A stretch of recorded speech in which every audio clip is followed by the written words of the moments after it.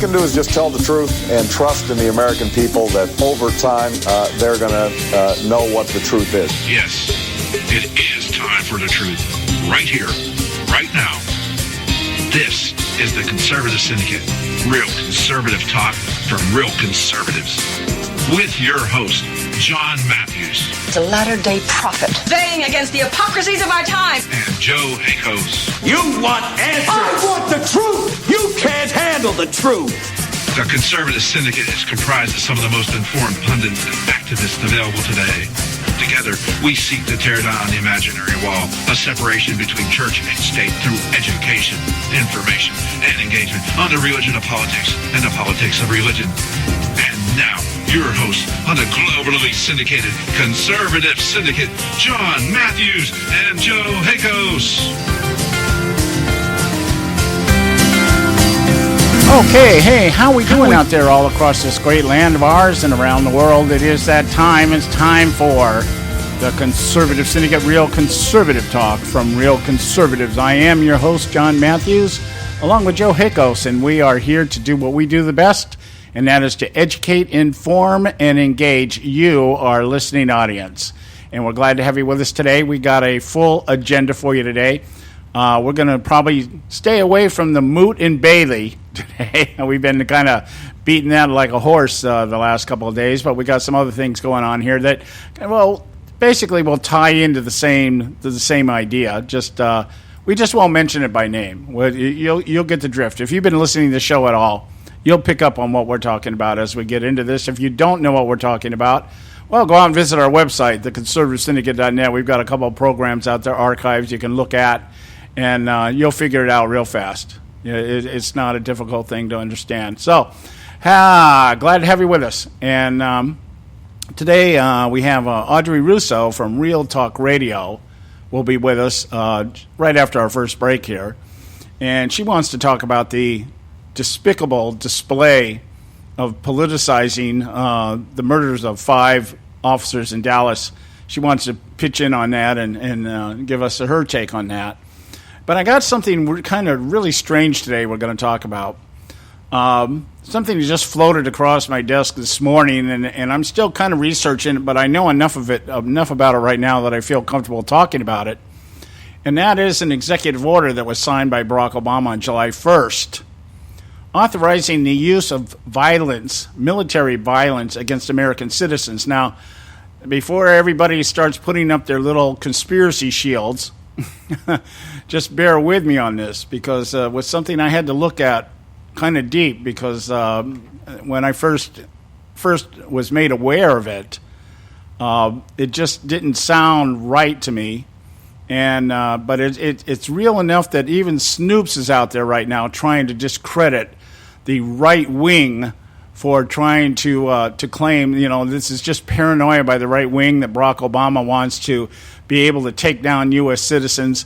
And but it's something worth looking at, because even though I can understand why some people would look at this and just say, well, it's about something different. And the White House claims it's about something different, which means you need to be wary of it to begin with.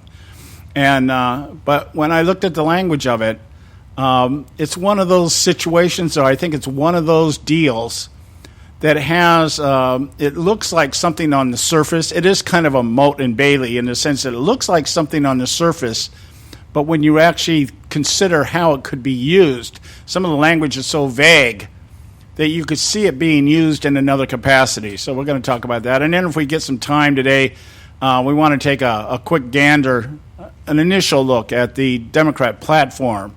We have our hands on a draft.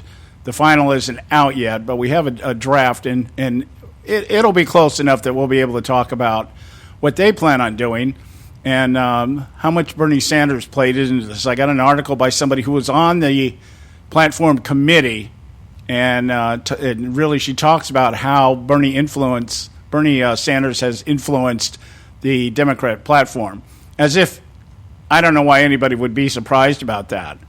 I mean, it's not like Bernie Sanders, it's not like the left doesn't want to be the left. Bernie Sanders is kind of like, yeah, the crazy guy. Let the crazy guy go out there and talk about democratic socialism, and if it works, yeah, we'll pick up on it. If it doesn't, we just call him the crazy guy. So anyway, having said all that, Joe, how are you doing today? Oh, John, I'm good. Let me tell you, though, you must stay away from the Pokemon. Stay away from Pokemon. Pokemon is bad. If you put that on your phone, it's bad. It's bad, bad, bad. I'm telling you, it's bad, John. It's bad. Don't do it. Pokemon Go will... They'll be able to track you down. If you have a Gmail account, they'll have read-write access to your Gmail. Do not do the Pokemon Go. Stay away from Pokemon. Okay, well, I've never even entertained that kind of stuff. And you know, the reason why I don't entertain things like Pokemon and all these other, what's his name, Mario and all these other games that the kids play out there today, I'm just not skilled enough to even know how to work the damn things. Well, I get that, John, but this is just something you would put on your phone and you'd walk around and you'd be looking like an idiot to begin with. But that's beside the point. The other point is it's been hacked already. These people, you got nefarious people that are out there. It's just another thing that people have done that's stupid. Oh, well, when you say nefarious people, are we talking about government or somebody else? Oh, we're talking about bad guys, John. Oh, bad guys, like Guccifer kind of guys? No, we're talking bad guys that want to hurt you, people want to take your stuff. Oh, okay, all right, bandits. Actually, no kidding, bad guys. Yeah. Well, I once again, I never play that stuff, because I never could figure it out. You know, my grandson plays that little PlayStation thing. See, he could be doing it, John. So now we are informing people. We are educating. Once again, John, we are educating people. Yeah. Well, I'll have to. I watch him play that game thing. Now, this is on your cell phone. I don't know what it is about my eye-hand coordination. I just never was able to develop that kind of stuff. I mean, I struggled to learn Pac-Man. Yeah, I get that, John. It's okay, but this is on your cell phone, and that's the reason why. This is on the cell phone, and it's like the biggest thing that's ever been on the cell phones. It's made, and it's brought Nintendo stock up like, I don't know, 7 gajillion gigahertz percent. It's just really crazy. But that being said, doesn't make it a good thing to do. No. I get that. I understand that. And by the way, I saw a notification today that you can get the nuclear codes on iTunes also. Yeah, you just type in your username is Hillary Clinton. Yeah. And your password is, guess what? Password. Oh, I know the password. It's got to be I'm with her. No, the password just password or blank. Oh, okay. Admin. That's admin. No. It's either password or blank. Because every time you ask for a password, password is right there in front of you. So you just remember, oh, that's the word I'm looking for, or you just leave it blank. Well, I mean, that's a step up for Hillary. They even have a password. Well, yes, of course, but the username is still Hillary. Yeah. And it's like, would you like to launch now, or would you like to launch? Pick your city, please. Like when you used to call up the operator and you wanted to make a click call. What city, please? Yeah. Well. Yeah, we laugh about this, but we're closer to the truth than not, folks. Yeah, absolutely. I mean, come on. I mean, let's just. The serious part of this is the danger she's put our nation in, and also the other serious, the amount of money. Right. I would hope. I'm pretty darn sure that we've changed everything since she has left the State Department, because everything she had was compromised. So any kind of that info that we're not privy to, because some of the classified documents that were on her server will never, ever be declassified. That's how secret and important they were. Well, I know. It's always like the left to come in strong after the fact, after they've been caught, and after everybody's already apologized, and I didn't mean to do it, which is I guess today is all you need to do. It's just ignorance is an excuse, but out there right now, I saw something real brief, a little brief article today that was just out there, just like 1 or 2 paragraphs. That Barack Obama is saying that the U.S. government has to improve its cybersecurity practices for the modern age of smartphones. There's your Pokemon, I guess, and other technology, saying that the hackers had targeted the White House. But I'm under the impression that Hillary Clinton said that when James Comey said that we're pretty sure that somebody hacked, that it was just speculation. But Obama comes out and says, we have people been targeting the White House, and we've got to do something about it. We don't have it perfect. Of course, we never do. And we have to do better. Of course, we never do. And we have to learn from our mistakes, of course, which we never do. Okay, but that's the narrative out of the White House. We've got to do something about cybersecurity. Now, my take on this, real quick here before we go to break, my take on it is this. This is just another preliminary moat to lay down tightening up cybersecurity through the FCC. Yeah. And having more access to people's, not only their social media stuff, but their private emails and everything else, because after all, it's just data mining. That's all we're doing. We're just taking data. We're not doing anything with it. Okay, we just store it because we have nothing else better to do than store a bunch of data, ones and zeros all over the place. That kind of stuff. Trust us. Yeah. Anyway, guys, we got to go to a break. When we come back, we should have Audrey Russo with us. So stay with us right here at the Conservative Syndicate. Don't go.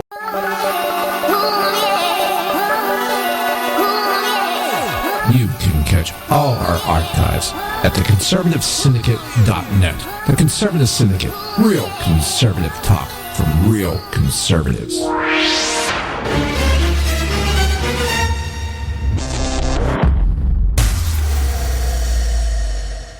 When our water heater broke down last month, it was a nightmare. It took 5 hours for the plumber to show up, and he charged us a couple of $100 just to come out. Then it cost another $1,800 to put in the new water heater.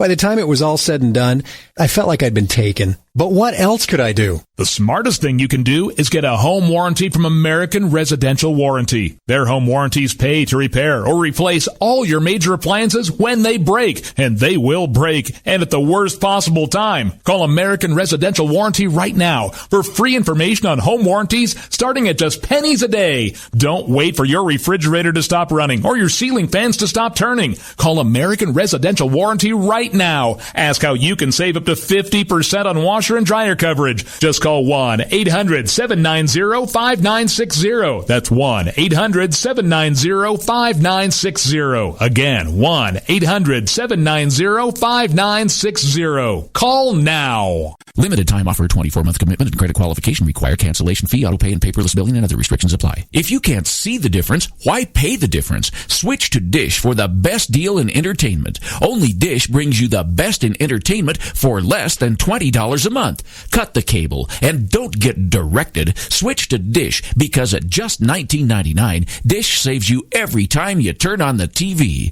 It's so simple. The same channels cost less with Dish. So since you can't see the difference, don't pay the difference. Switch to Dish for the best deal in entertainment. Get premium movie channels free for 3 months, starting at just $19.99. Dish saves you every time you turn on the TV. Call now to save with Dish. Dial 1-800-600-1645. That's 1-800-600-1645. The same channels for less than $20 a month. Dish. Call 1-800-600-1645 for details. Hey folks, if you're like me, you don't place a whole lot of trust in today's media for the real truth and facts regarding the volatile world of finance and politics. When I want the real scoop on money, I go to the most trusted source I know, my good friend and colleague, Bob Cardoso. Bob is a noted expert with a PhD in international finance who airs his nationally known, globally syndicated show, Robert Cardoso Live Daily, Monday through Friday, 3 to 5 p.m. Pacific Time. With Bob, you get the right information at the right time from someone who knows his business and can help you make the right decisions concerning yours. Again, Bob airs daily, Monday through Friday, 3 to 5 p.m. Pacific Time. Visit his website at robertcardosolive.com for information regarding stations and topics. That's robertcardosolive.com. Check Bob out. You'll be glad you did.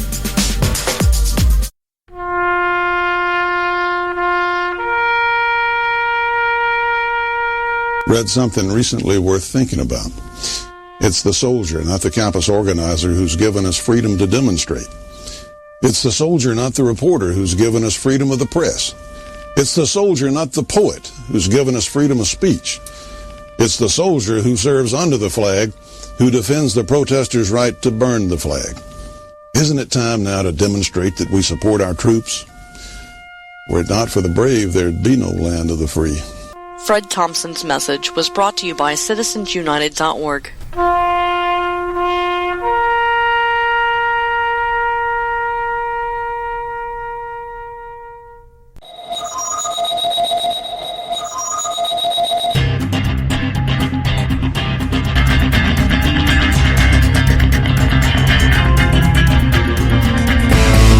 All right, hey, we're back, and you are listening to the Conservative Syndicate. And no, don't touch the dial. This is by divine design that you're with us today. Believe me, trust me. I have the hotline to heaven, and I'm telling you, you're here because you're supposed to be. All right? So, we have with us Audrey Russo from Real Talk Radio doing her weekly contribution with us. I want to start out tonight, Audrey, giving you a little, my tweet for the day. I picked up this tweet today. I'm just going to take here. We'll just kind of loosen up a little bit before we get into serious stuff. The tweet is, they'll put your whole family in prison for killing a dog, but they won't do anything about killing blacks. And, I got to thinking about that, and I thought, well, the same people that are bitching about not killing black or not punishing somebody for killing blacks are the same people that want to put people in prison for killing dogs.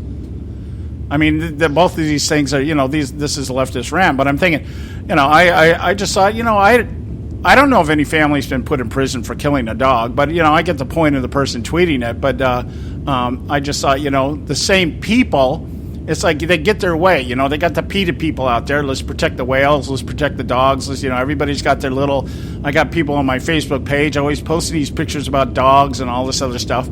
I'm like, in my opinion, dogs don't go to heaven, so I'm not really too worried about it.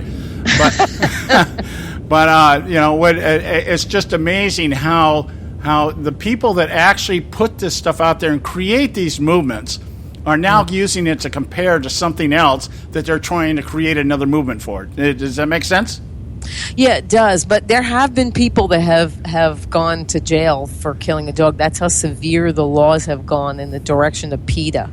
Oh, yeah, I know. But, I mean, I've never known a whole family to be – that's what a whole family – unless the whole family was in on it, I guess. I don't know. Yeah. I guess they were all – it was a conspiracy. Yeah. They're all accessories. I just thought it was a week. One of them held a dog bone while the other one poisoned it, right? Okay, yeah. Yeah. I just thought it was a weak analogy given the fact that it's the left that got this whole dog and animal thing moving, and now they're upset about it, I get the drift of what they're doing. I just thought I'd throw that out there just to kind of, I don't know if I loosened the soil a little bit or if I just muddied it up. I don't know. But either way, it's loose. But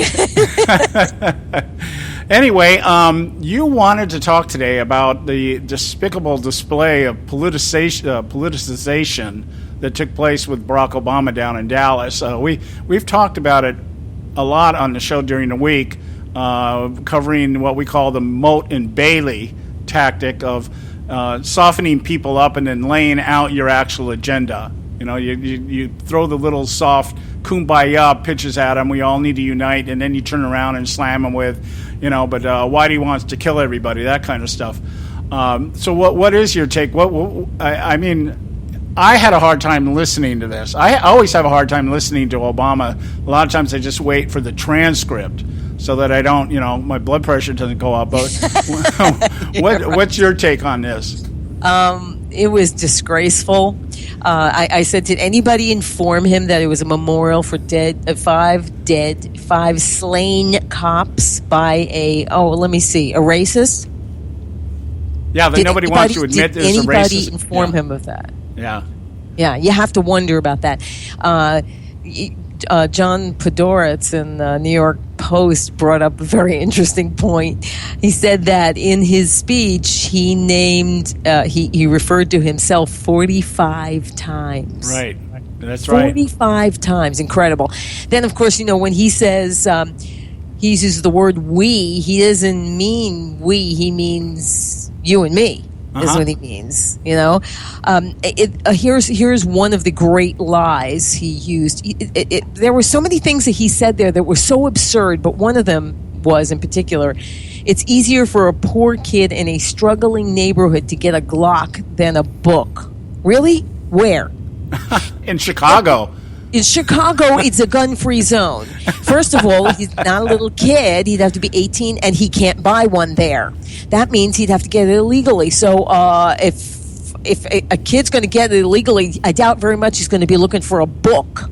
Okay, so that was absurd. If that was his attempt to further his agenda on gun control, that was a yup.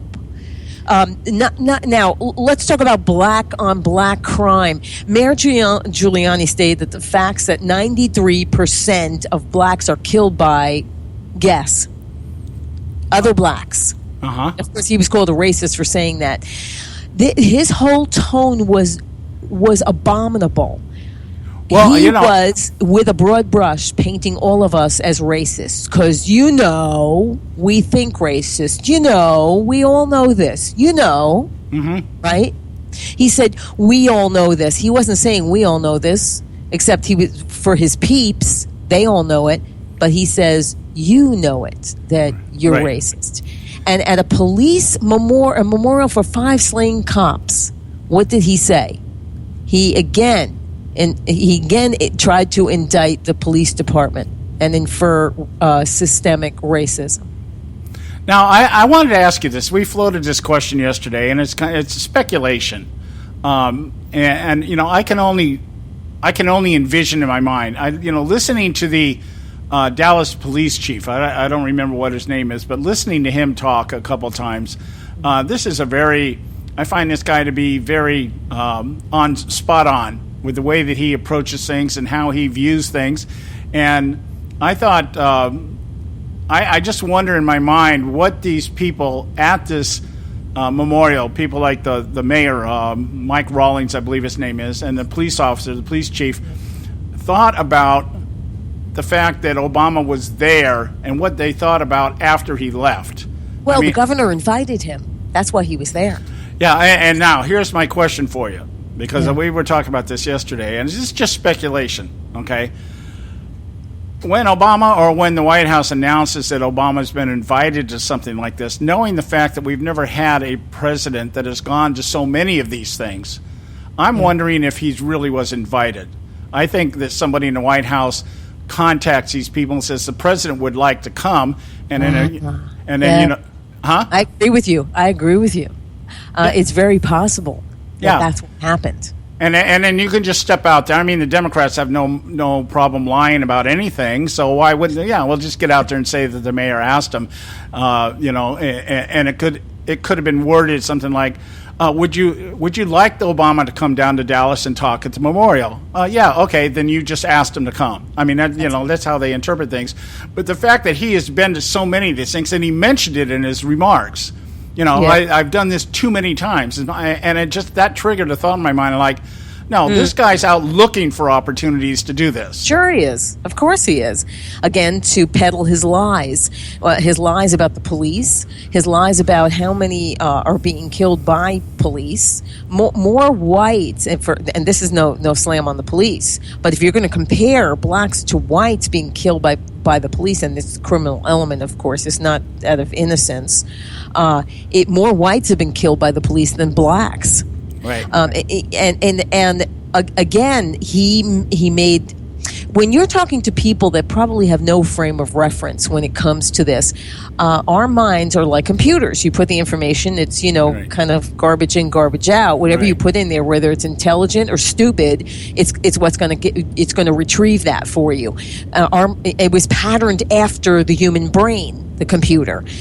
So you're talking to people that have no frame of reference, and you're looking at an authority figure who's telling you these things, and you believe it if you have no other frame of reference, or you're just intellectually lazy, which the majority of this country is, unfortunately, which explains why he's in office. In 2014, because people have to understand that it's black on black crime that is what's going on here.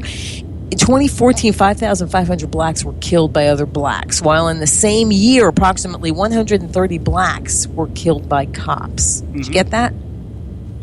Yeah, yes. Yeah. I understand it completely, and I totally agree with you. We were floating stats out the other day that even the Justice Department came out last year. The Justice Department, this is Obama's people, came out last year and said that whites were more hesitant to shoot people of color than blacks or Hispanics were, and therefore whites are actually putting themselves in more danger by hesitating. And actually, one of the other statistics, did you know that cops being shot is actually down 40% since Obama came in office? Believe it or not. Okay. So it's just like, but what's like you said, it's because every single one of them gets on the internet now. Yeah. And so it makes it look like, it gives the illusion that there's all this massive stuff going on. I was looking at statistics the other day. Under George W. Bush was over 100 cops killed during his administration. There's only been like 60 killed during Obama's time. So and when they talk about the only increase in cop killings since Obama came in office, believe it or not, and I believe this completely, is execution-style killings of cops.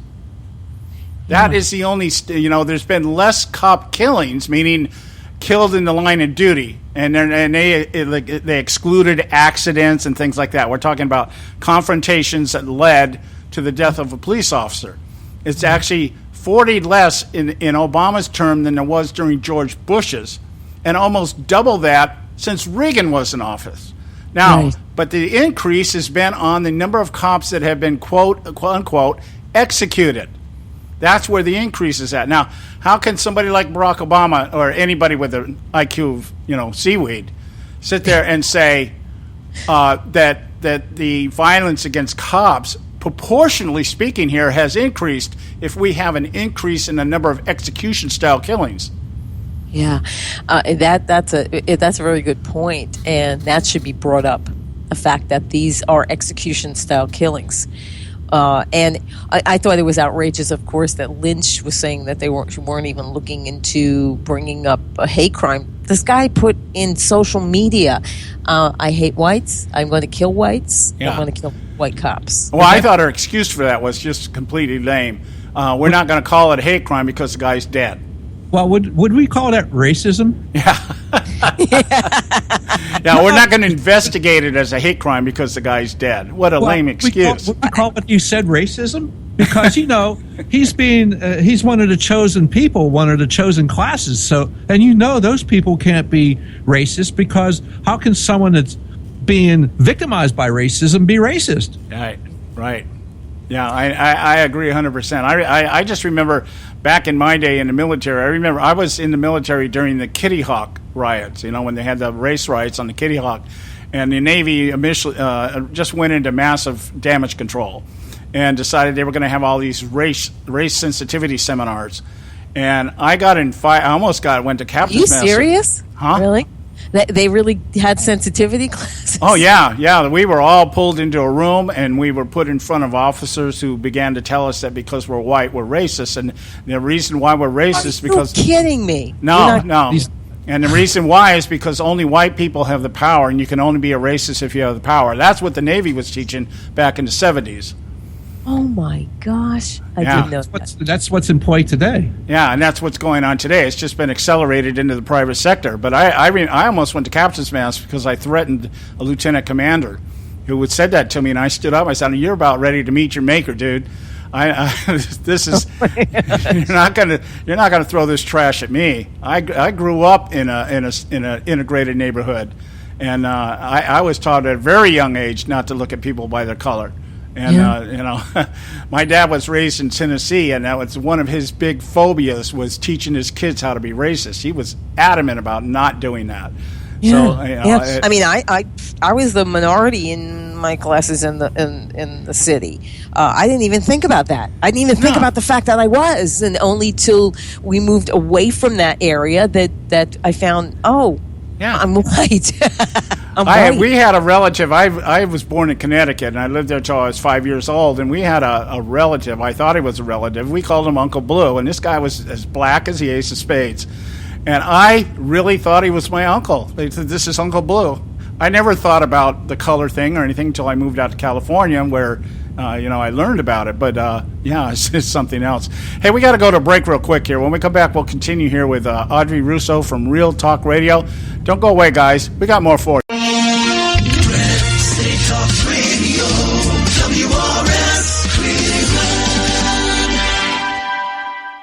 Hey, Hey, I'll make you a deal. Give me 60 seconds and I'll give you directions to the Fountain of Youth. Okay, I'm joking. Well, kind of joking. No fountains, but youth, I got. Nature's Youth and their premier anti-aging product, Nature's Youth RSF. With your sensible diet and exercise plan, Nature's Youth RSF can help you look and feel better. RSF is an all-natural amino acid supplement that supports your body to naturally increase HGH levels without any synthetic hormones. And elevated HGH levels can contribute to increased energy, improved libido, reduced body fat, and improved exercise capacity. Let's be honest. Who doesn't want to look and feel younger? Visit the newly designed website at naturesyouth.com or call 800-333-6923. That's 800-333-6923 and like them on Facebook and you'll be included in contest and exclusive offers. What a deal. Oh, speaking of deals, my time's about up. 800-333-6923 or naturesyouth.com. Who needs a fountain anyway? Call today. Extend your life with Extendovite. When I had a heart attack at 42, I was not sure what the future held. But a year later, the doctors could find nothing wrong with me and took me off all my medication. What did I do? I took a herbal mixture of garlic, cayenne, and a few other herbs mixed in liquid form. I now call this Extendovite. I would have never believed that a few simple herbs could actually change my life like they did. Now it's your turn to see what the powers of garlic and cayenne can do for you. For only $69.95 plus shipping and handling for a 2-month supply of either capsules or liquid, you too can begin on your path to better health. For more information, call 1-877-928-8822. That's 1-877-928-8822. Or visit our website at heartdrop.com. Extend your life with Extendovite. I've owned my company for 14 years now, and I can tell you that payroll is a 4-letter word. I hate doing it. It eats up hours I don't have, and it costs me money I could be saving. But my accountant's too expensive, and I'm not sure who to call, but I know I need help. We're Paychex, and we take all the hassles out of small business payroll. We save you time and money. It's easy. Call, fax, or give us your payroll information securely online, and we take care of the rest. We calculate the correct taxes, manage payments and direct deposits. We even send out your checks. Payroll doesn't need to be a 4-letter word anymore. We're so sure that we can save you time and money that we'll give you a month's payroll free. Just for calling 877-663-3830. Get 1 month's payroll for free. Call Paychex right now. 877-663-3830. That's 877-663-3830. Hey, I don't back anybody unless I believe in them. And I do believe in the value of investing in gold and silver. And the company I trust to buy my gold and silver from is Swiss America. I've been working with them for nearly a decade. I trust them, and you can too. Swiss America will help you sort through and find the best options available when you're considering investing in gold and silver coins. Listen, for over 30 years, Swiss America has been offering Americans what they want in their investments: safety, liquidity, quality, reliability, and a potential profit. Gold and silver have a place in every investor's portfolio. So, why not let Swiss America help you diversify your investment portfolio now? Call now for free information. 800-978-3907, 800-978-3907, 800-978-3907, 800-978-3907. Hey, Bugsy, you hear the news about Vinny? Yeah, it's a real shame he owed money to the IRS and they finally caught up with him. Just like Al Capone. If the IRS can get to Capone, imagine what they can do to little old Vinny, huh? Poor cat, he was on top of the world, then bada boom, bada bing. What Vinny needs now is an offer he can't refuse. Hey, you got a tax problem? Does the IRS claim you owe them a bunch of dough? They can get you too. So call the tax relief line now and learn if you qualify to negotiate your $10,000 plus IRS tax debt for up to a 75% savings. Don't be like Al or Vinny and get busted. Make this free call now. Learn how you may be able to pay the IRS less. Call now. 866-657-8474. 866-657-8474. 866-657-8474. 866-657-8474.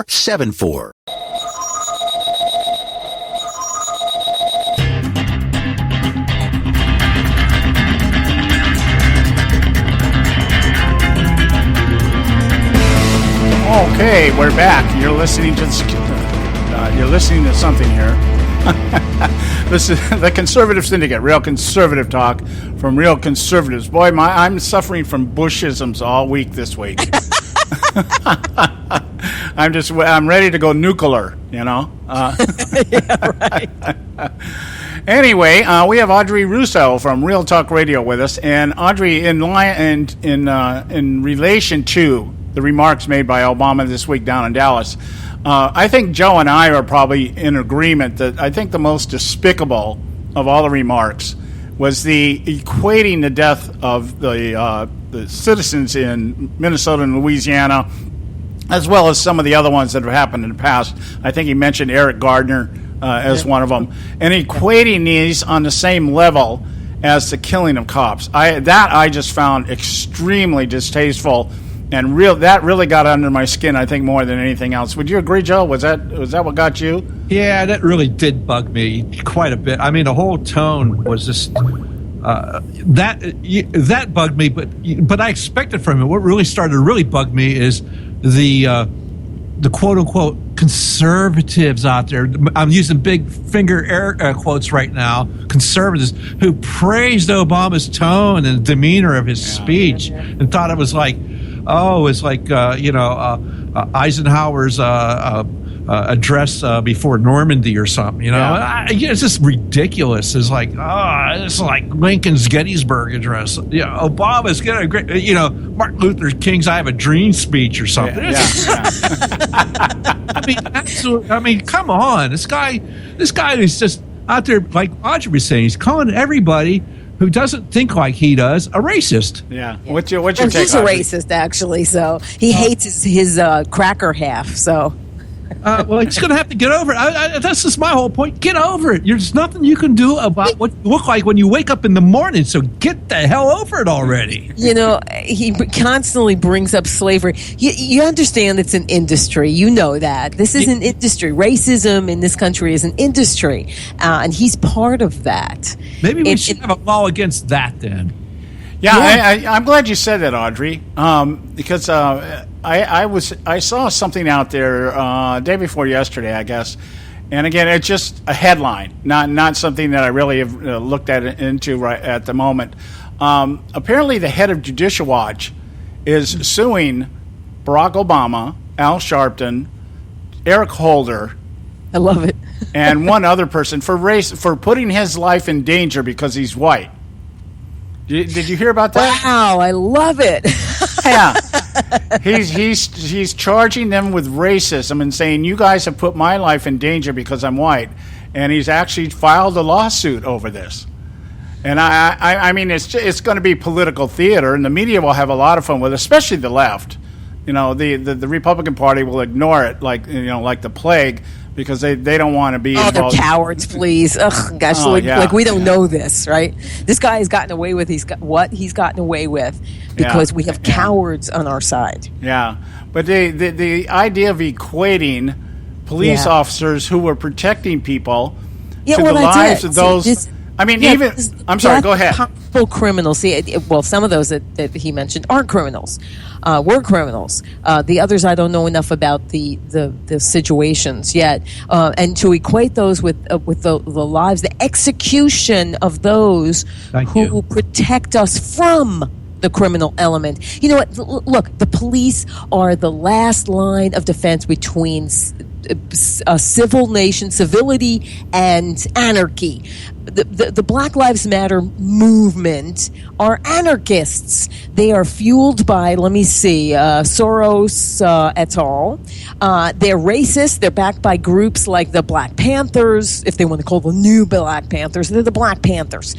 CARE, the Council on American Islamic Relations, which are the unindicted co-conspirators in the Holy Land Foundation case. They're a funding front for Hamas and other Muslim groups. So what does that tell you? Yes, the Brotherhood.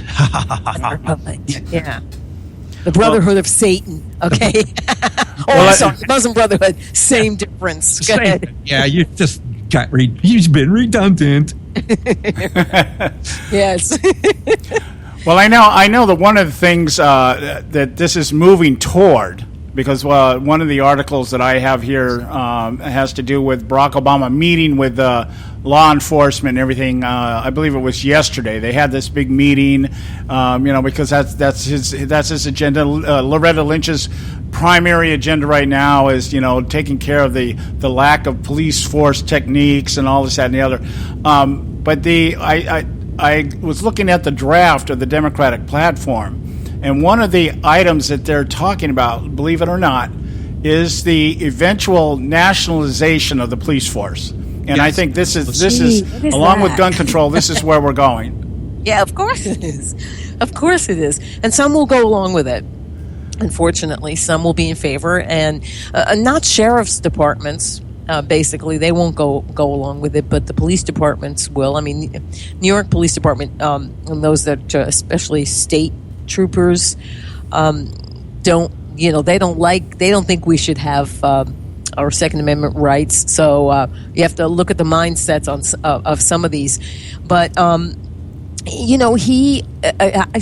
this whole movement that he is the Black Lives Matter movement are anarchists, and they want anarchy in the streets. That's why they back off and let them. They say he tries to give them credibility and legitimate. He tries to say they have legitimate. Same thing with Lynch, that they have legitimate complaints. Really, what's that? That we have white skin. Right. That's their complaint. Well, one of the things cops are trying to protect us from them. That's their complaint. Yeah, and you see, one of the things that I was able to tie on to real quick, as soon as I learned, and it was just before, I think it was when they started, the Black Lives Matter started disrupting the Trump rallies. I think it was in St. Louis when it came to my attention that MoveOn.org was behind this, and MoveOn.org is. Started out as Bill Clinton's damage control and the Lewinsky scandal, but it has, been transformed into one of Barack Obama's community organizing groups. And in the process, and I think it was Chicago, when they were interviewing Bill Ayers, who was there in Chicago, and we find out that Bill Ayers is working with MoveOn.org, and they're actually mentoring Black Lives Matter. Now, I think you remember. I'm not gonna ask you your age. I know you're younger than I am, but Bill Ayers was the head of the Weather Underground, which was working in unison with the Black Panther Party back before it became the Rainbow Coalition, which Jesse Jackson runs now. And they were in the business of violent overthrow of the government, the creating disturbance in the streets and violence. The '68 convention in Chicago, the Democratic convention, Bill Ayers was right in the middle of that. And so it doesn't surprise me that the real intent of the Black Lives Matter is the bringing about of anarchy. I just learned the other day that there is a group out there called the Black Militia. Did you know that? No, I didn't. Yeah, there's an actual Black Militia, and they're tied in with the new Black Panther Party. And the only reason I know that is they made a big deal about a tweet that said from the head of the new Black Panther Party that said this Micah Johnson will be seen as a martyr one day. Well, see, again, they're all linked together. This is anarchy. They want it in the streets. They want to put the majority of the people in this country in fear of them. And of course, again, what are they attacking? They're attacking our last line of defense, aren't they? Yeah. They're trying to execute our police. Right. Yeah. And nationalize the police department. That scares the bejeebies out of me. Yeah. Well, see, he's getting away with everything, and don't you see? He's a lame duck, yet he's doubling down on everything until January. That's what he's doing. Yeah. He's trying to create this. Yeah. Now it's going to be interesting. In line with that, it's going to be interesting. Joe brought up last week on the show about the plans of Black Lives Matter to create all kinds of havoc at the Democratic National Convention. Yeah. Yeah. Just to make sure he keeps them in line, I guess. Everywhere. See, all you have to do is step back and look at what they do. Look at what they do. Nothing is legitimate they do. It's all violent. It's all hateful. That's not legitimacy. Yet, of course, he lends legitimacy to it. So does, my gosh, the Attorney General of the United States lends legitimacy to them. That's outrageous. She looks like a criminal now. She's helping criminals. It's all because they don't intend to be violent. Yeah, it's just because we happen to be white that makes them violent. Is that it? They never intended to be violent. It just happened that way. Yeah. They're not as sophisticated as we are. Yeah, and their violence is justified because of the issue of racism Yes, of course it is. Because of course it's justified because they're black and we're white. Yeah, because someday, somewhere in the past, somebody made somebody pick some cotton. Oh my gosh! You know what? If they really cared about slavery, then they look back. Well, you don't have to look back. It's happening now. It's the ones who started the slave trade, the Atlantic slave trade. It's the Muslims, and they have. Oh my gosh! They have towns, in Africa that are enslaved now. Yeah. Hey, you remember now? And Barack Obama mentioned Jim Crow in his speech in Dallas. I couldn't believe it. I could not freaking believe that. And where was that? Who was running that? Oh, that was Democratic Southerners. Yeah, Democratic Southerners. Now, since the late 60s, 300,000 blacks have been killed by other blacks in the U.S. That is a whole lot more than during Jim Crow, which was 3,000 blacks killed. Right. Think about that. Yeah. We got to go to a break here. We're our short break here. We'll be right back. Stay with us right here at the Conservative.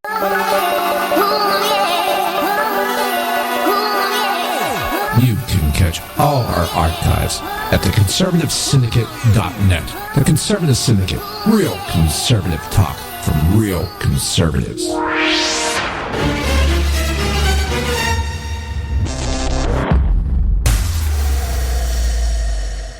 Hey folks, if you're like me, you don't place a whole lot of trust in today's media for the real truth and facts regarding the volatile world of finance and politics. When I want the real scoop on money, I go to the most trusted source I know, my good friend and colleague, Bob Cardoso. Bob is a noted expert with a PhD in international finance who airs his nationally known, globally syndicated show, Robert Cardoso Live Daily, Monday through Friday, 3 to 5 p.m. Pacific Time. With Bob, you get the right information at the right time from someone who knows his business and can help you make the right decisions concerning yours. Again, Bob airs daily, Monday through Friday, 3 to 5 p.m. Pacific Time. Visit his website at robertcardosolive.com for information regarding stations and topics. That's robertcardosolive.com. Check Bob out. You'll be glad you did.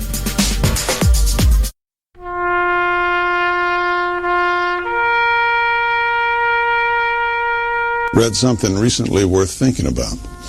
It's the soldier, not the campus organizer, who's given us freedom to demonstrate. It's the soldier, not the reporter, who's given us freedom of the press. It's the soldier, not the poet, who's given us freedom of speech. It's the soldier who serves under the flag, who defends the protesters' right to burn the flag. Isn't it time now to demonstrate that we support our troops? Were it not for the brave, there'd be no land of the free. Fred Thompson's message was brought to you by citizensunited.org.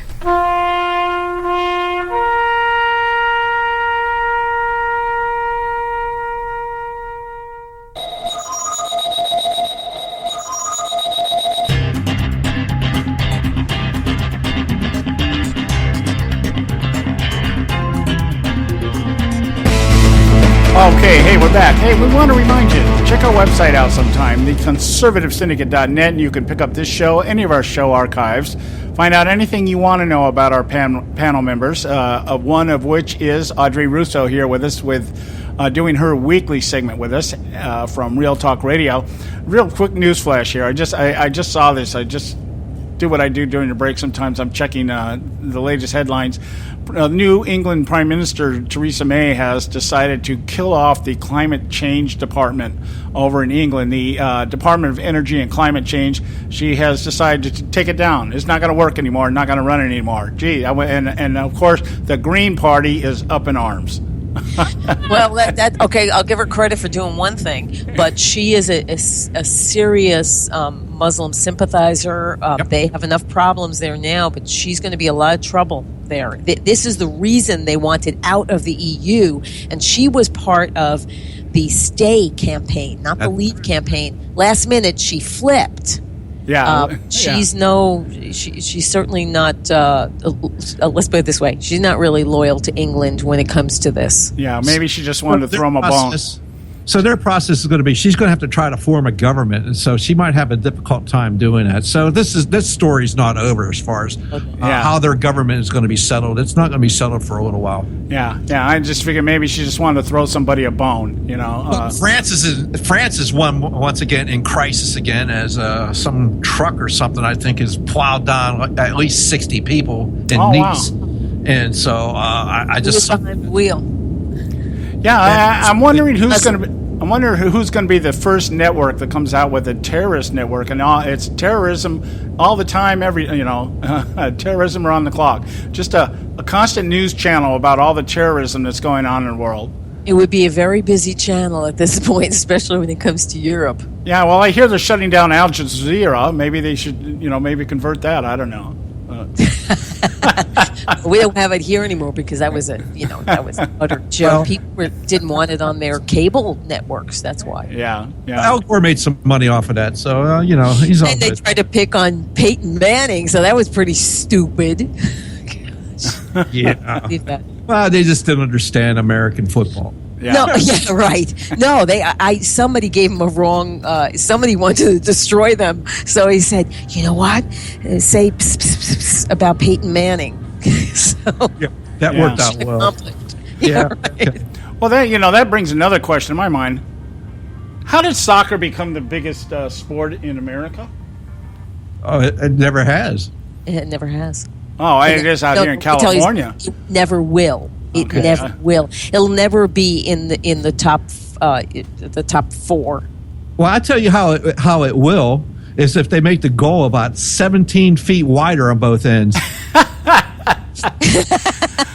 It is the most boring game to watch. It is you're talking to a hockey fan. That is the most boring game to watch. Well, what's the difference between hockey and soccer except one's on ice and one's on grass? Oh my gosh! How dare you insult hockey that way? I'm asking. I'm not trying to insult anybody. I know you're not. I don't watch either one of them, so I've never watched. Soccer is not an American game. It's all Europe has. Neither is hockey. Yeah. You're on this one. I'm going to let you take care of this one. No. Wait. I said that's not an American. No, that's a Canadian game. That's true. But the NHL, most of the teams are here. So we. I'm not trying to insult the sport. I never could understand it, and so I never watched it. Well, take some time and watch it. Yeah, you'll get it. Yeah, he's only got 2 NHL teams in his locale. Yeah. Well, we have, baseball rules out here in California, and that was baseball and football, and that was it. Yeah, you guys stole a team from New York, so yeah. Yeah. Well, we stole our Rams back from St. Louis. I understand they're supposed to start back out here. Well, that's going to go too. So yeah. So if we can get the Raiders back down here from Oakland, then we can restart the race wars here in California between the Rams and the. Yeah, it's all Compton, baby. We've already got one going when they renamed the Anaheim Angels the Los Angeles Angels. Of Anaheim? Yeah, the Los Angeles Angels that play in Anaheim. Yeah. I was sick when they changed it from the California Angels to the Anaheim Angels. And then it was like, now it's the LA Angels, but they still play in Anaheim. And the only reason they did it was they thought they could sell more jerseys. Are you kidding? Yeah, it was a marketing thing. They put LA on the name instead of Anaheim. John, you have 2 NHL teams in your location, so if you want to see what hockey is, you need to go to a game. Yeah, who names a hockey team the Ducks? Well, there's Disney. That's who names them the Ducks. Disney. Do we really need to get into what happened to them? Oh, jeez. Well, look out for the Gators. Well, it's just you think about the extremes out here. We've got the LA Kings and the Anaheim Ducks. I mean, who names it? And the Ducks, even their logo, it's kind of like Jason. Wow. The Jason from Friday the 13th? Well, they used to be, John, they used to be the Mighty Ducks. The Mighty Ducks was just really, I mean, I was going to say, let's say, you're not politically correct, right? Well, I'll say it in yours, just Fagala. Anyway. Yeah, well, that's what that is, okay. Their logo now, it looks like Jason with an overbite, and it's like... Yeah, exactly, yeah. Well, that's because they had to try to, I mean, this is what they were left with from Disney. They, when Disney no longer owned it. But then you got the Sharks. I mean, they got the greatest entrance on their ice. Yeah. It has. Oh, my God. I wanted to watch them just to see that entrance right out of the Shark's mouth. Yeah. Well, they got sharks that float on the ice. Yeah, you see that? Yeah. They have stuff. Yeah. Credit for that. That was awesome. Well, they have a major soccer stadium down here now in Carson, which is about 20 minutes away from our house. And we were down the other day, went down to watch a movie down there. And the place is just huge. And I think every Hispanic within 100 miles of where we live at was down there. I mean, it was like, and they're all, I guess the favorite team down there all wears red and white because it was red and white all over the place. It just, everywhere you went. So, but I've never been a hockey fan. I've never been a soccer fan. I've never been... well, soccer, don't even bother. But hockey, I'd say take a little time and learn. I did. I learned it. I mean, I don't want to play it. I like to watch it. Yeah, and I learned it so I could be a good fan. I know what's going on the ice, and it's really not that difficult. Well, maybe I'll do that.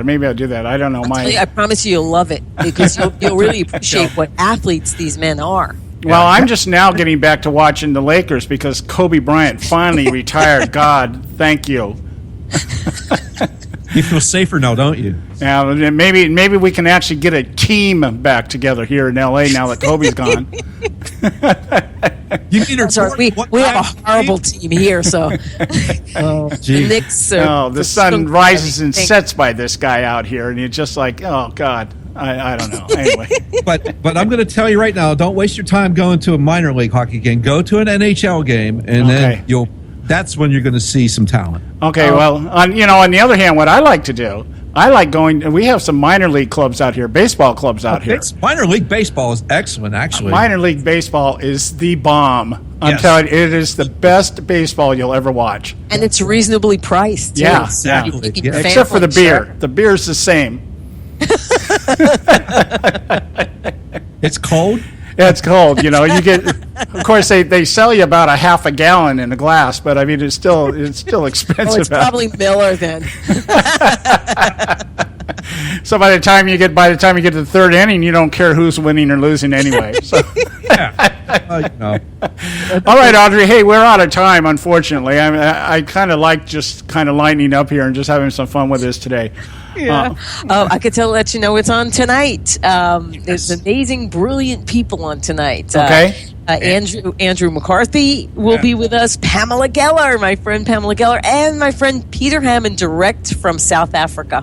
Oh, my. A lot to say. These are three brilliant individuals. Maybe you can have an a la cartoon drawing contest tonight. Why not?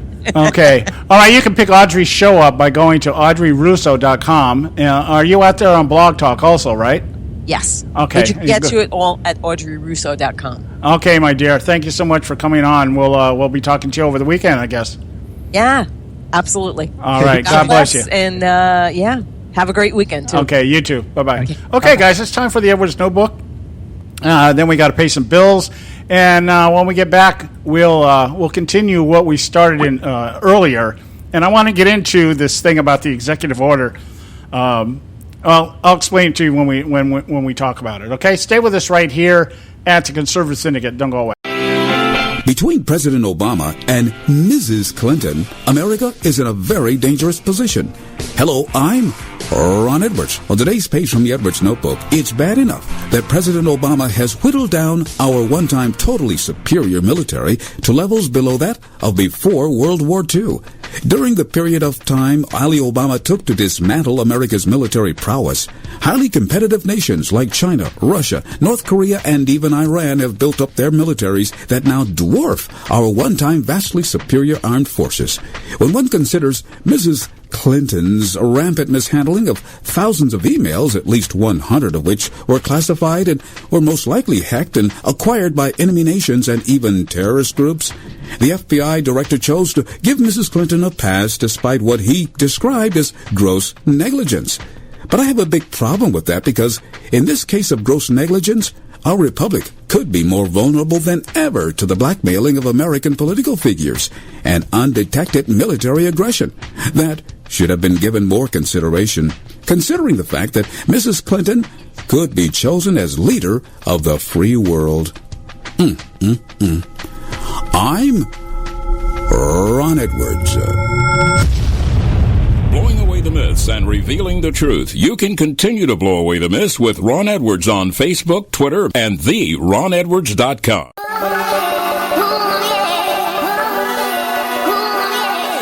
You can catch all our archives at theconservativesyndicate.net. The Conservative Syndicate. Real conservative talk from real conservatives.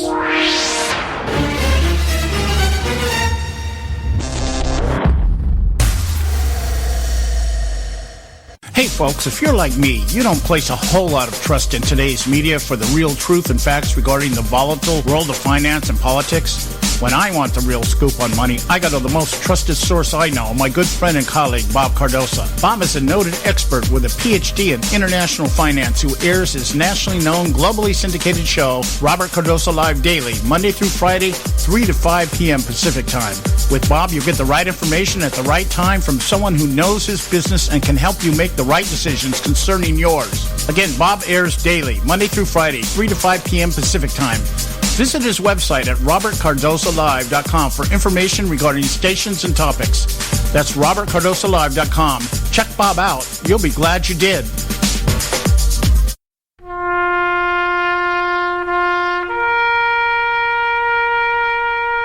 Read something recently worth thinking about.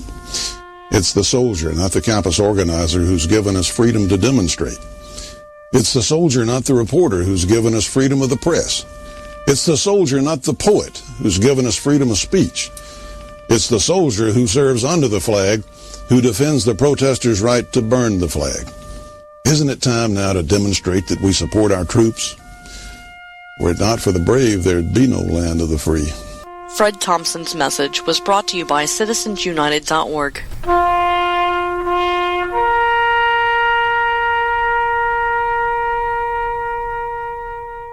Limited time offer, 24-month commitment and credit qualification require. Cancellation fee, auto pay, and paperless billing and other restrictions apply. If you can't see the difference, why pay the difference? Switch to Dish for the best deal in entertainment. Only Dish brings you the best in entertainment for less than $20 a month. Cut the cable and don't get directed. Switch to Dish because at just $19.99, Dish saves you every time you turn on the TV. It's so simple. The same channels cost less with Dish. So since you can't see the difference, don't pay the difference. Switch to Dish for the best deal in entertainment. Get premium movie channels free for 3 months, starting at just $19.99. Dish saves you every time you turn on the TV. Call now to save with Dish. Dial 1-800-600-1645. That's 1-800-600-1645. The same channels for less than $20 a month. Dish. Call 1-800-600-1645 for details.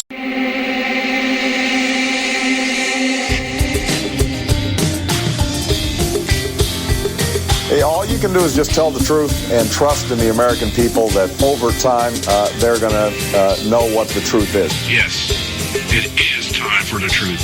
Right here, right now. This is the Conservative Syndicate. Real conservative talk from real conservatives. With your host, John Matthews. The latter-day prophet. Baying against the hypocrisies of our time. And Joe Hakos. You want answers. I want the truth. You can't handle the truth. The Conservative Syndicate is comprised of some of the most informed pundits and activists available today. Together, we seek to tear down the imaginary wall, a separation between church and state through education, information, and engagement on the religion of politics and the politics of religion. And now, your host on the globally syndicated Conservative Syndicate, John Matthews and Joe Hakos. Okay, hey, we're back. Hour two right here at the Conservative Syndicate. Thank you so much for joining us this afternoon. I want to make a quick note here. And I'm seeing stuff floating out here in cyberspace. That there is, I guess, on several occasions now. The Black Lives Matter people are out there blocking roads, human roadblocks and stuff like that. Yes. And on more than one occasion now, there's evidence or there's people are taking video. These people are being run over by cars. Yes. Okay. I'm just wondering, speculating here, just knowing the way that the left always looks at everything, is that are they going to start calling for charges against people that run these people over? They're violating the law by being in the middle of the road, blocking and everything else, and freeways and everything else. And there's more and more scenes here. I just watched, just during the break here, about 6 or 7 videos of people just getting, just lambasted by cars. And so now I wonder what's going to happen. Are we going to start crying out for black protesters matter or something like that? Are we going to call these people pedestrians then? Are we going to call them racist because they got hit? I don't know. I'm looking at some pictures where in North Dakota, unbelievably, I can't believe this. There's a whole line of black cows blocking the road. So I'm thinking these black cows' lives matter now because they were just blocking the road. You couldn't get across the road. Just cattle, just all across the road. Unbelievable here, but it's going to be. I just see this getting twisted somehow. I can see somebody like John Lewis in Congress. Oh my goodness! Listen, we need legislation to prosecute people that run over protesters that are breaking the law.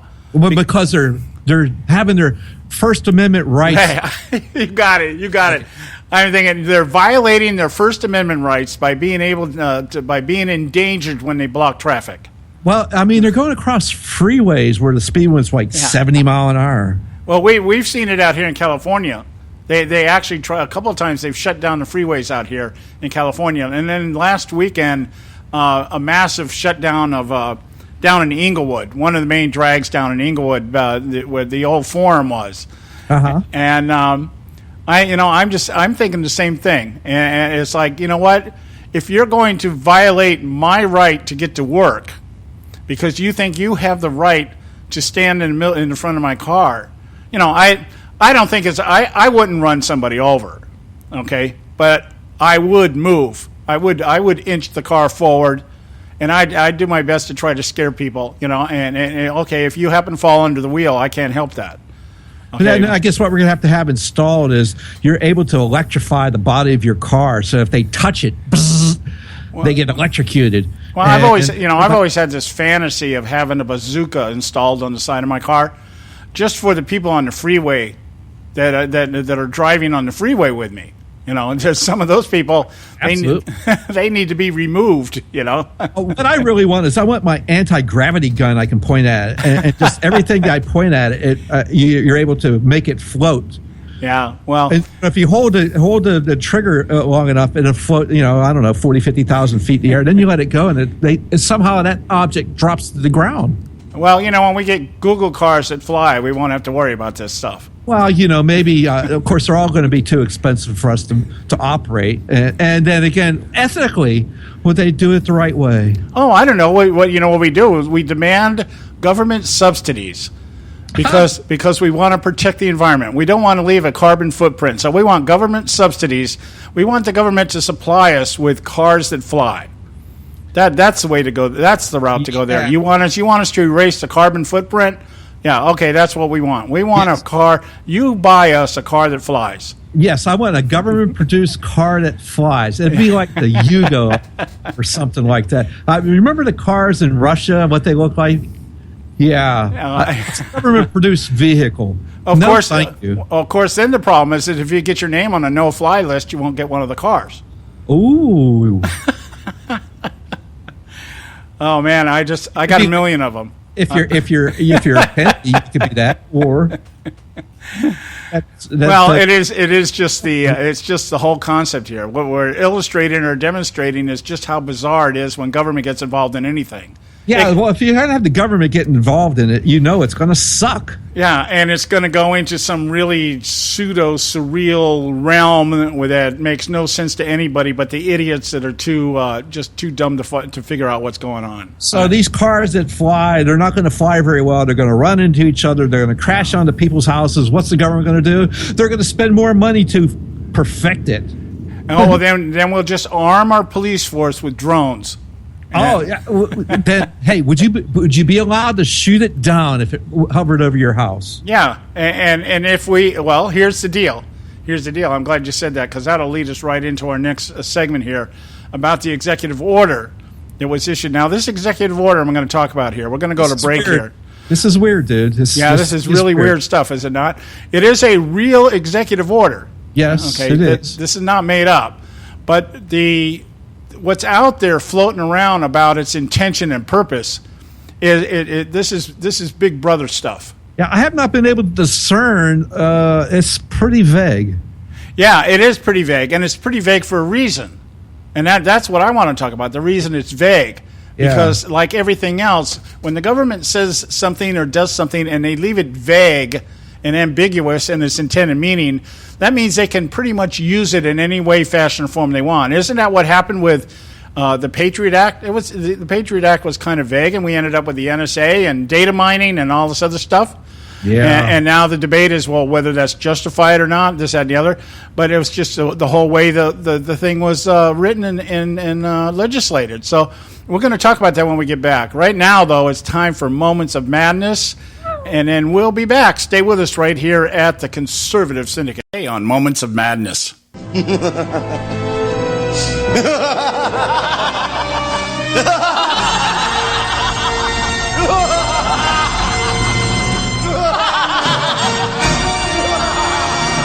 FBI Director James Comey's decision to avoid displacing Donald Trump as America's #1 racist sexist by choosing not to recommend criminal charges for gross negligence be brought against presumptive presidential nominee Hillary Clinton may indeed be mystifying and confusing to House Oversight Committee Chairman Jason Chaffetz and other Republican members of the committee. Given the GOP's disconnect with their constituents, it's not all that surprising.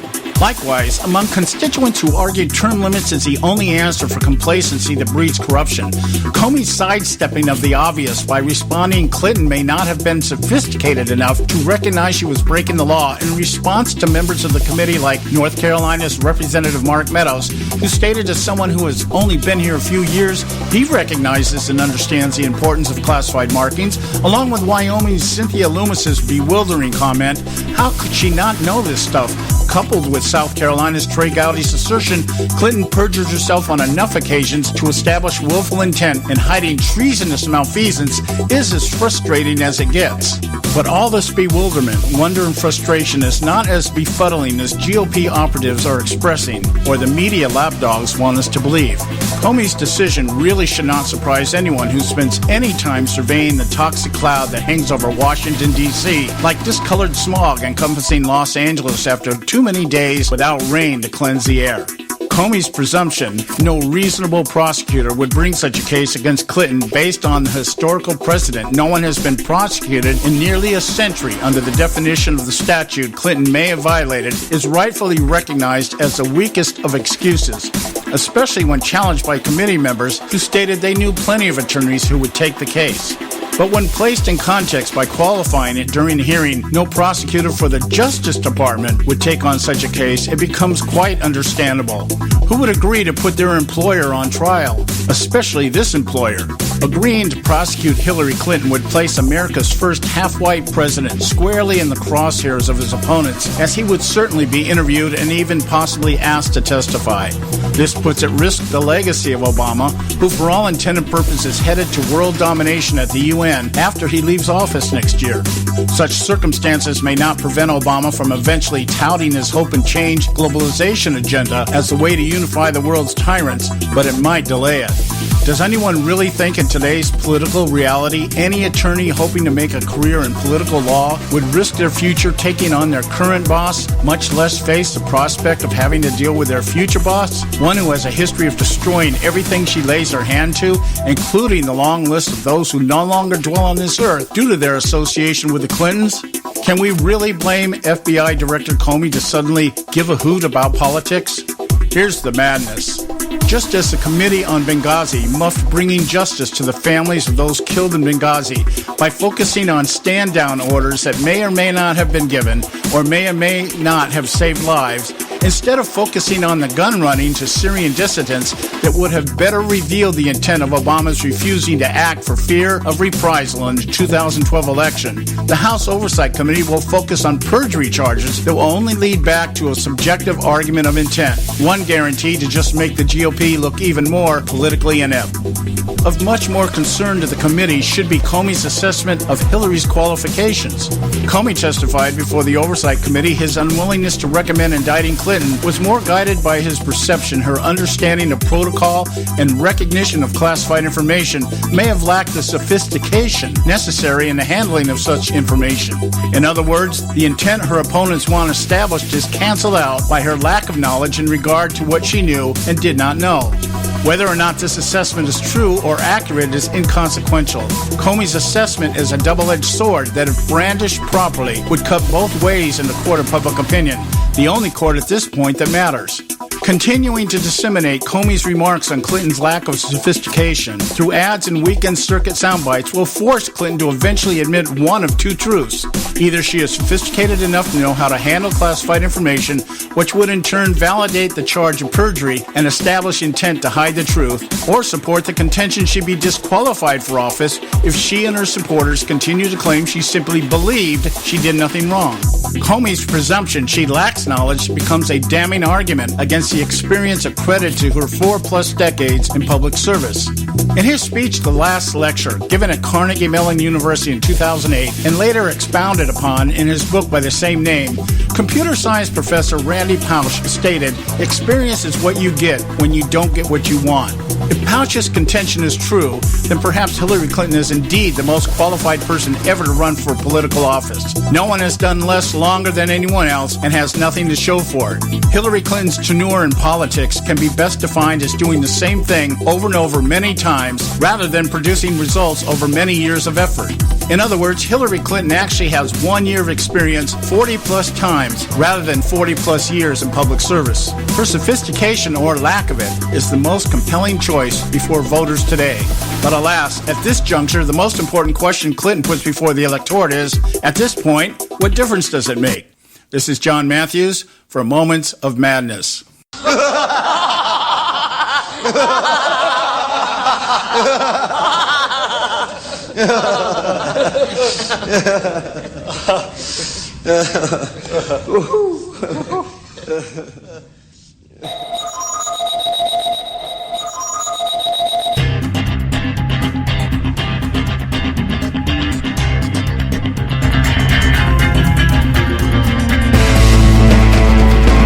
Hey, we're back, and you're listening to the Conservative Syndicate, real conservative talk from Real Conservatives. I'm your host, John Matthews, along with Joe Hakos.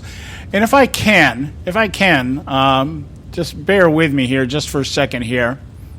A couple of just quick comments here that I want to make before we actually get into this executive order thing.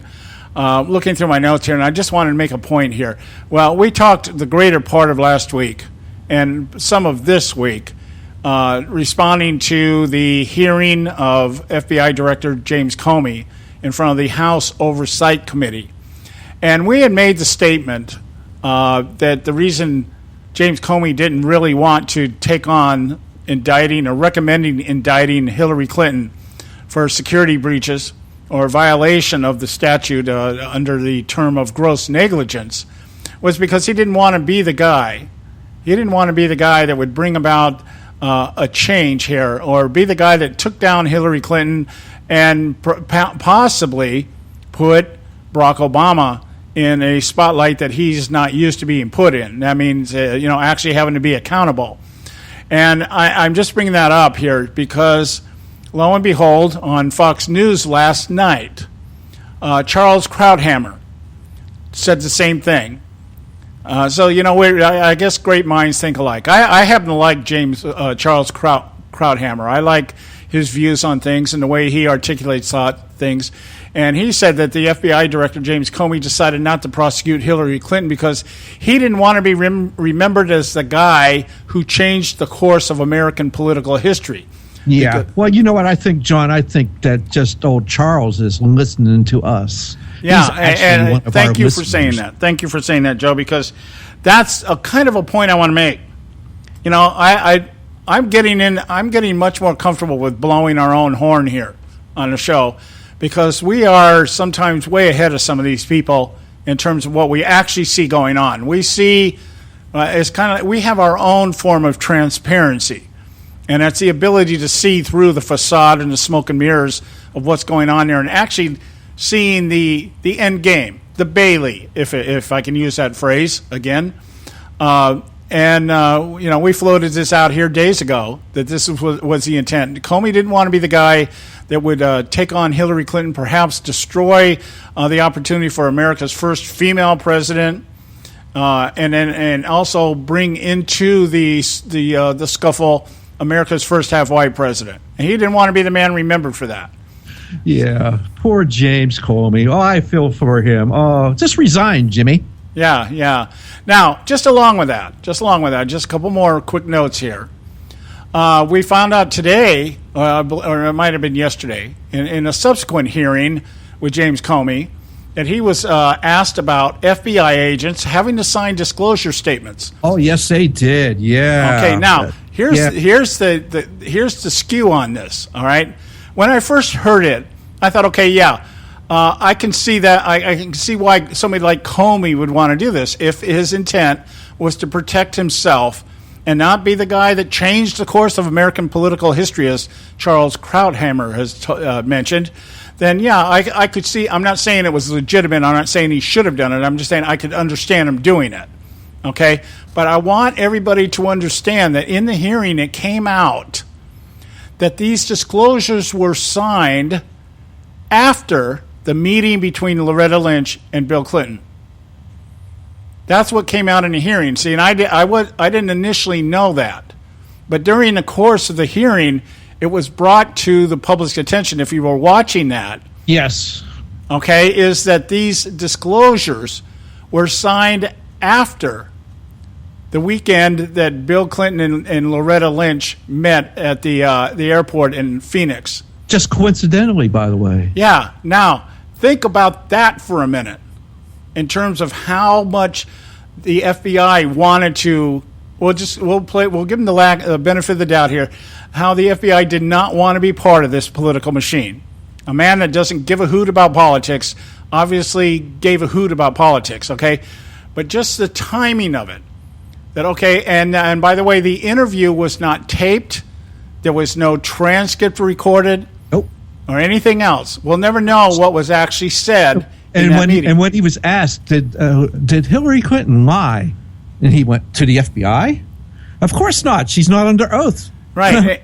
and he even said we weren't really pursuing that. That's not what we were investigating. So we didn't care. We didn't care if she should swear to tell the truth and nothing but the truth. We just tell us your opinion, Hillary. Can you, Miss Secretary, can you just give us your opinion? Did you leave classified information in places it didn't need to be? Did you allow classified information to be accessed by people who didn't have the proper clearance? Right. Can you just give us your opinion on that? Okay. Now, here's the other catch here. It is now known that Hillary Clinton is planning to keep Loretta Lynch as the Attorney General if she wins. Oh, my goodness. No way. Okay, there's your deal. There's the deal right there, okay?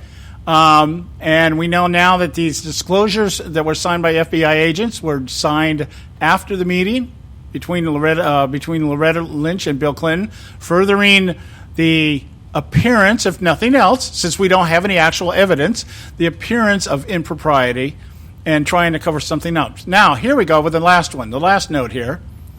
The Clinton legal team has moved to block the depositions that were filed by Huma Abedin and Cheryl Mills and anybody else that was disposed of. Brian Pagliano. Okay. And what's happening now is Judicial Watch is actually saying, actually filing to have a disposition taken by then Secretary Hillary Clinton. They're still going after her. They're like, we want a deposition from this woman. Put her under oath? They want to put her under oath? Swear to tell the truth? Right. So we have all this combination of things here. Comey comes out and says, well, we weren't told to investigate if she was lying or not. We didn't find any historical precedent tells us that there would be no reasonable attorney in the Justice Department that would prosecute this case anyway. The FBI agents were signed disclosures that they would not talk about this in any way, shape, or form. And now there's court action to try to block any publication of depositions by Huma Abedin, Cheryl Mills, and some of the other people. Of course, Brian Pagliano's deposition will be useless because he just took the fifth all the time. Okay. Yeah, it sounds like an open government forum to me. It sounds like they're really trying to push open government in the Clinton administration if it gets to be there. I would like to see a little meeting between Donald Trump and Loretta Lynch, where the deal is if Donald wins, he gets to put her butt in jail. Or how about even this? Donald says, I'll let you stay as the Attorney General if you spill the beans. And you tell us, of course, we know that's not going to happen. Oh, no, I'd just rather have her go to jail. Yeah, I think, well, I'm still in my heart. I'm still looking at this, especially this thing with the VP vetting and stuff. I guess we're supposed to know who the VP tomorrow. I'm telling you right now, I'm putting my donuts on Chris Christie as Attorney General if Trump wins. I think that's the way that's going to go. And I'm really hoping that they look at Ted Cruz as filling that slot with Scalia. But anyway. Yes, that would be. Well, maybe Darth Bader Ginsburg will be retiring, and so there'll be another slot. Yeah. Let's hope so. Darth Bader Ginsburg. I mean, if I was with those people right now, and I would be already making a Darth Vader bust for her. Yeah, I just like. She needs to, next time she comes out for her little photo, she needs to come out with that mask on. I'm your father, John. Well, actually, if you think about it, the resemblance between her and Rick Moranis on Spaceballs. Oh, absolutely. There you go. Poor Rick. Yeah, in fact, I think I may take that and put that out there. Pull There's up one a of those. meme waiting to be done. Yeah, Darth Bader's love child. Rick Moranis is. Oh, don't do that, Rick. Oh, he's a good guy. Oh, anyway. So, shrunk more than the kids. I think maybe we should actually put our application in to write for Saturday Night Live. Oh, no, I'm not going there. I want to be around those people. I really don't. Unless the old crew comes back. Yeah. Oh, I would have loved to have been on when people like Dan Aykroyd and John Belushi were on there. That would have been a roar. Gilda Radner, I just thought was classic. Jane Curtin. Ignorant slut. Yeah. The only one of that crew I didn't really care for was Chevy Chase. He was only there for 1 year, okay? One season. Yeah, well, I didn't. He never really did nothing for me. But people think he was there forever in the first part. It was like he was only there for one season. Yeah. But even to this day, I think Dan Aykroyd is one of my favorite comedy actors. I just love to get me one of those Bassomatics. Yeah. You could tell when it was when I stopped watching network television. Yeah, I know. Yeah, that's right. I probably stopped watching after that. I think I stopped watching when Joe Piscopo and Eddie Murphy left. I stopped watching as soon as American Idol became the thing because I was like, this is just a poor version of the Geritol's Amateur Hour. Yeah.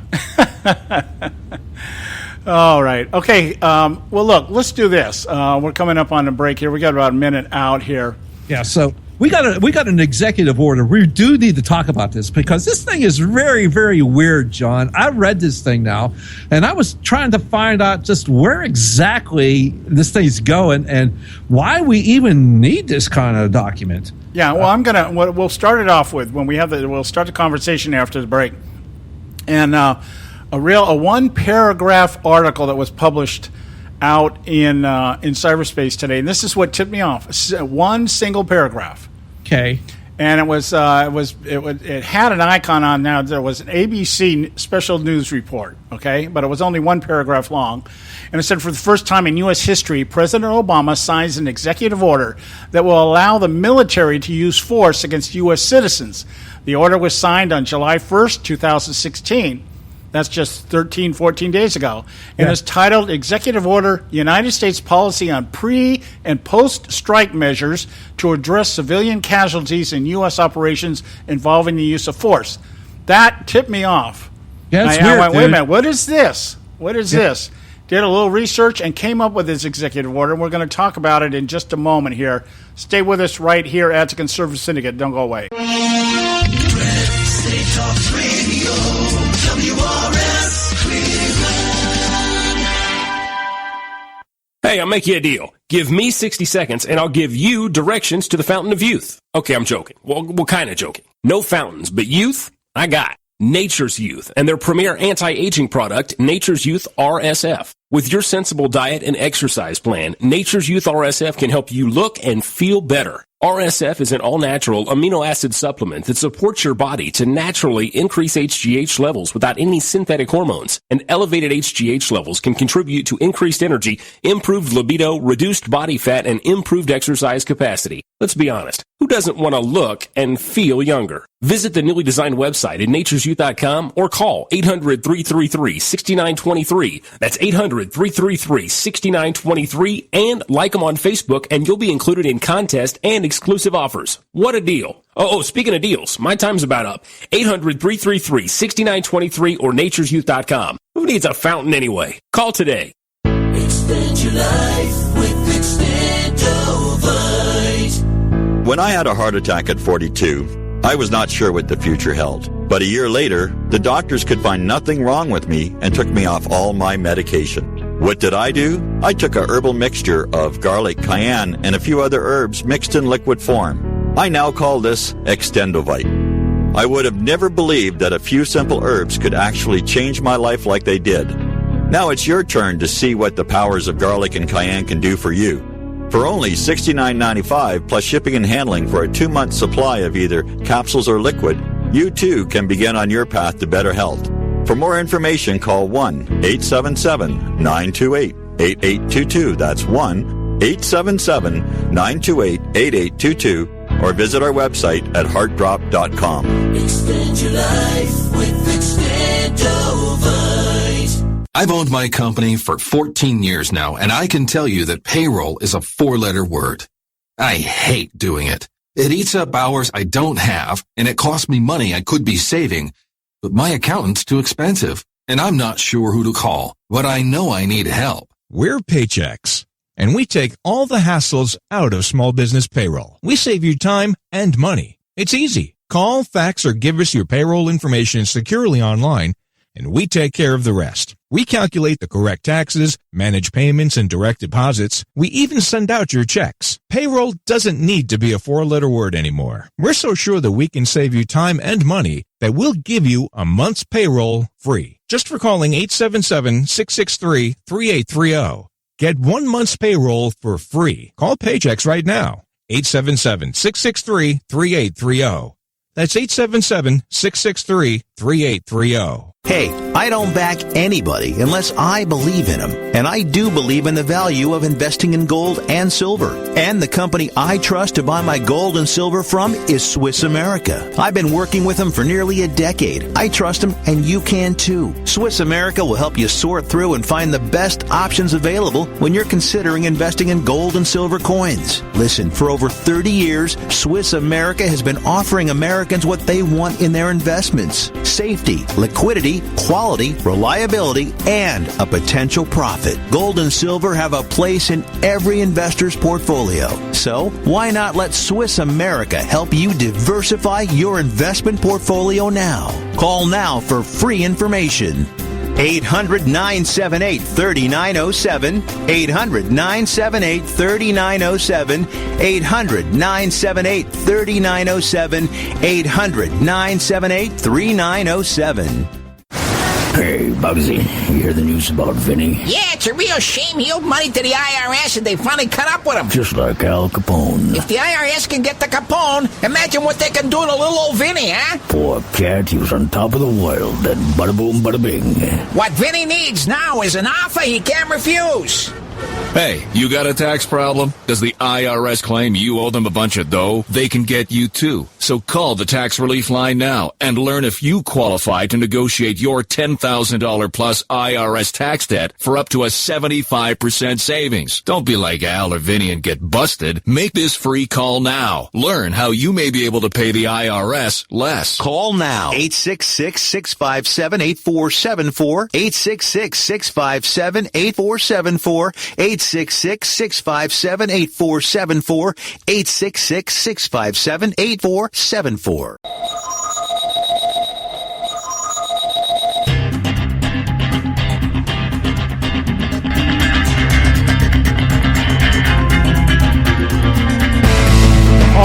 we're back. You're listening to the Conservative Syndicate, Real Conservative Talk from Real Conservatives. I'm your host, John Matthews, along with Joe Hakos. And look, okay, let's get into this executive order thing here. Yeah. And I'll let you start on this, Joe. You probably have read more of it than I have. I've read some of it, I've made some notes on it.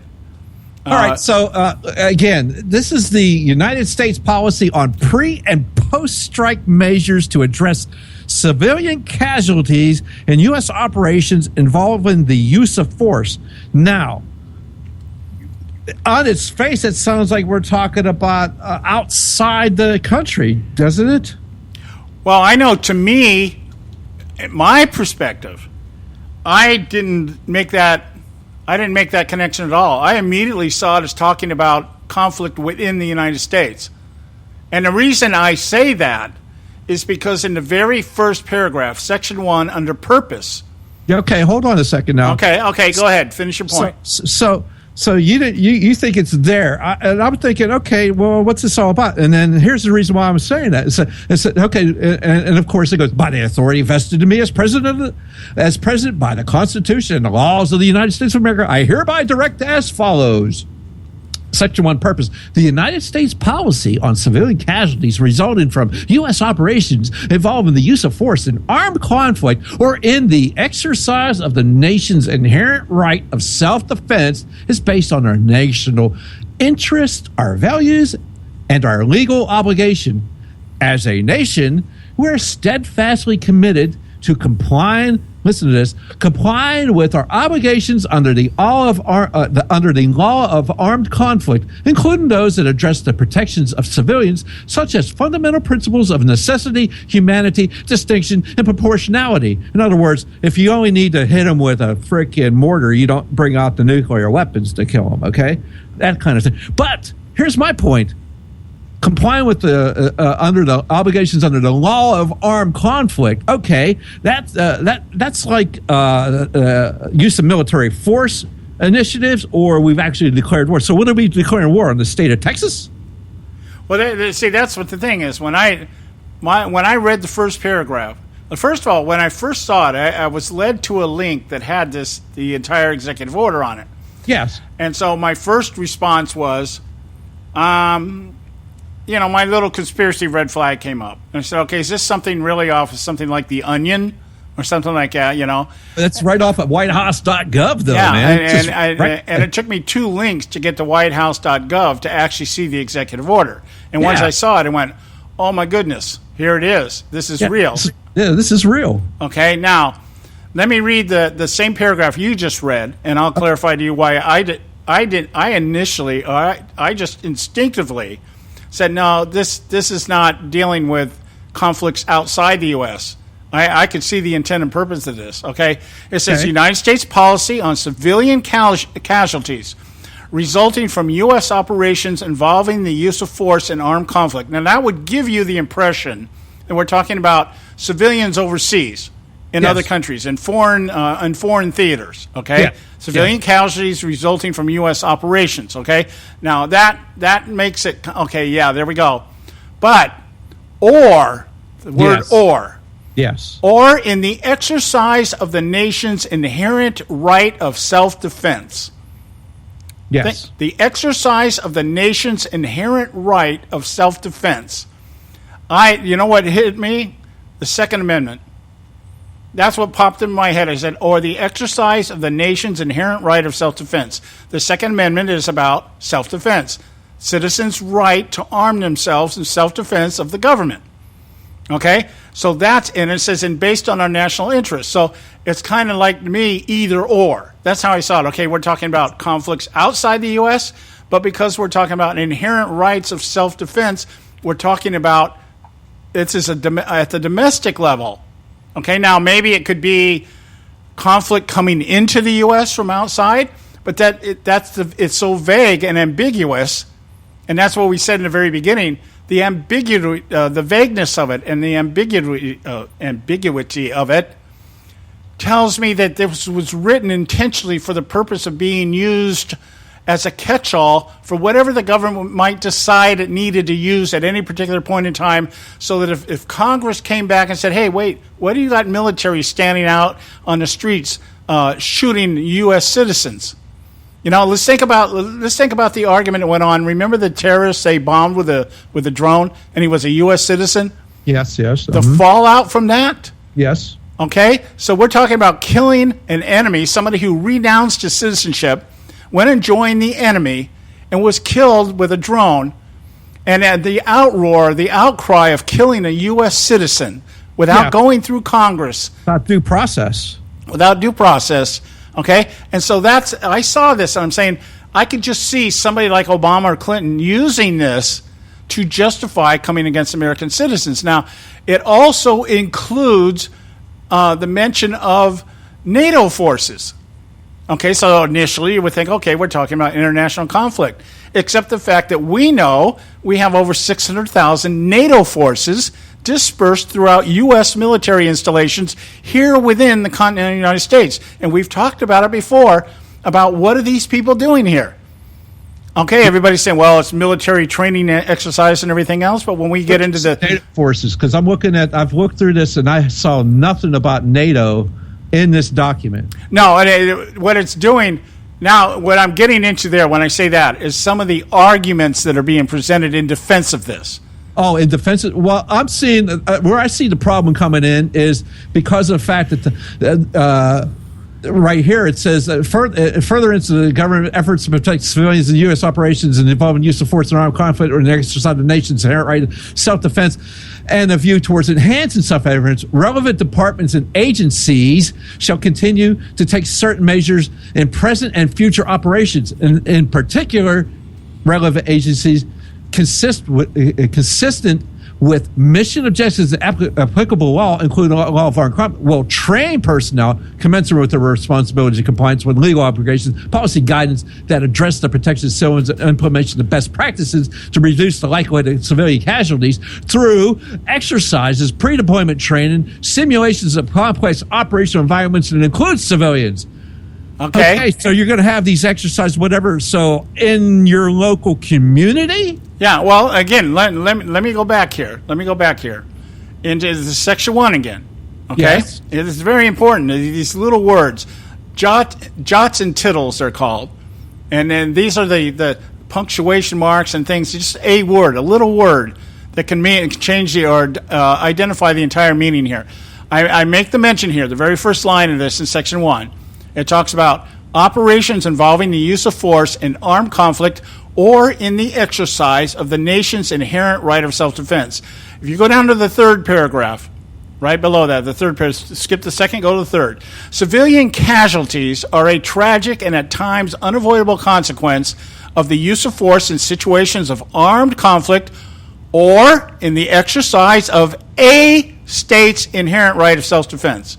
If that was referencing the government, the U.S. government, it would be the exercise of the state's inherent right of self-defense. But it's singular, of a state's inherent right of self-defense. To me, they're talking about the militias. Okay, that's just the context I'm drawing out of it.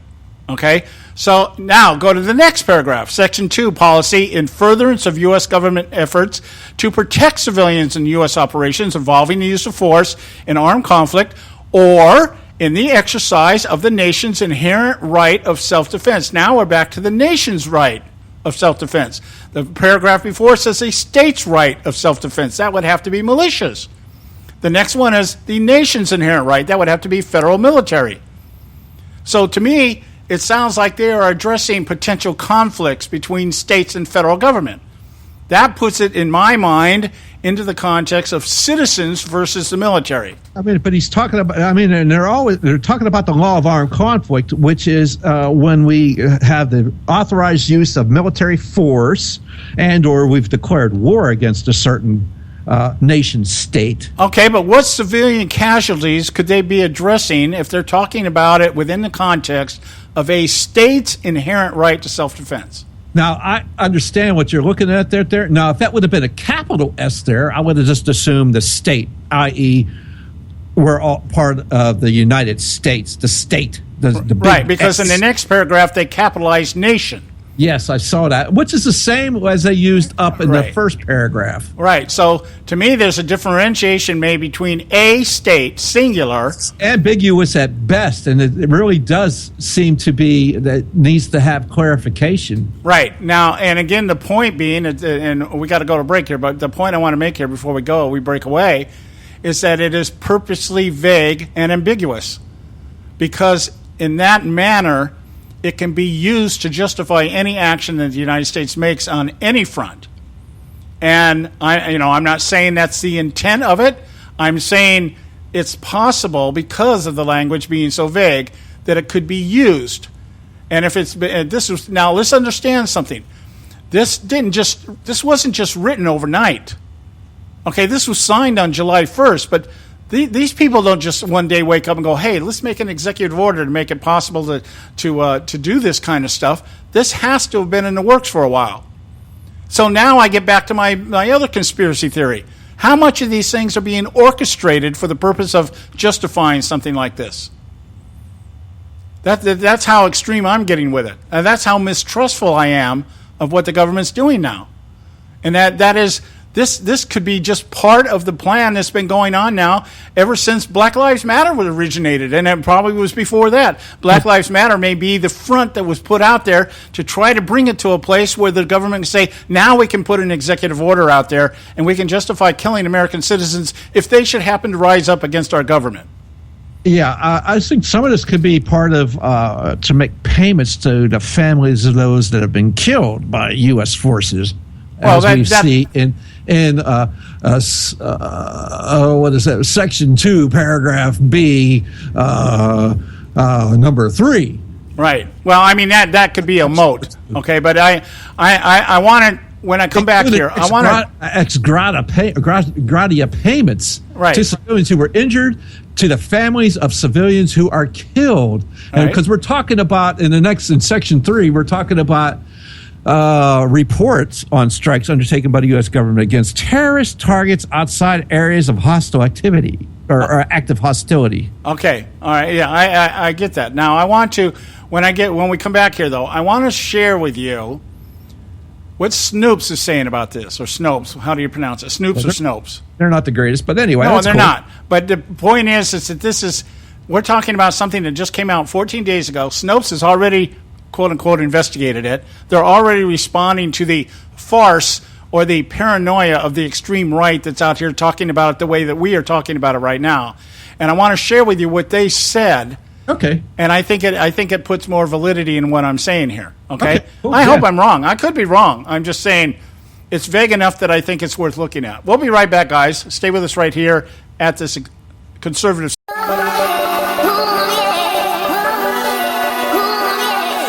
You can catch all our archives at theconservativesyndicate.net. The Conservative Syndicate. Real conservative talk from real conservatives.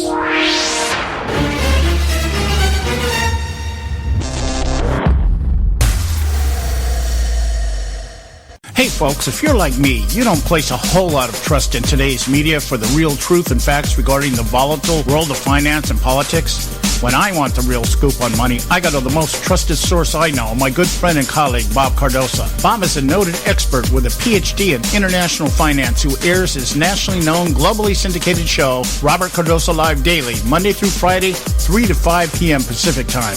With Bob, you get the right information at the right time from someone who knows his business and can help you make the right decisions concerning yours. Again, Bob airs daily, Monday through Friday, 3 to 5 p.m. Pacific Time. Visit his website at robertcardosalive.com for information regarding stations and topics. That's robertcardosalive.com. Check Bob out. You'll be glad you did.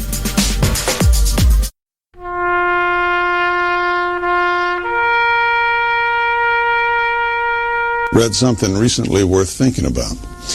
It's the soldier, not the campus organizer, who's given us freedom to demonstrate. It's the soldier, not the reporter, who's given us freedom of the press. It's the soldier, not the poet, who's given us freedom of speech. It's the soldier who serves under the flag, who defends the protesters' right to burn the flag. Isn't it time now to demonstrate that we support our troops? Were it not for the brave, there'd be no land of the free. Fred Thompson's message was brought to you by citizensunited.org.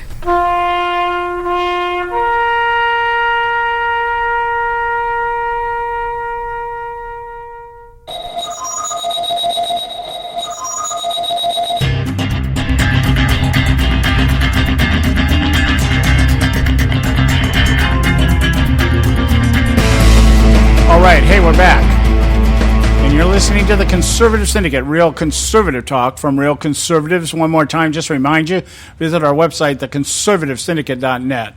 Just a quick update here. I believe the driver in Paris drove a van through, killed at least 73 people and injured scores more, driving a truck at high speed into a crowd watching Bastille Day fireworks. The police shot and killed the driver. So we'll never know, I guess, who the driver was. And, maybe if we find out he's from the Middle East or something, of course, well, we won't be able to profile. Yeah, we won't know his motive. Yeah, we won't know his motive, anyway. Okay, back to this executive order. And as I said, when I first saw this, and some of the initial responses I saw, people on social media, was that, hey, you guys really need to read this to find out what it is. You're kind of jumping the gun kind of thing.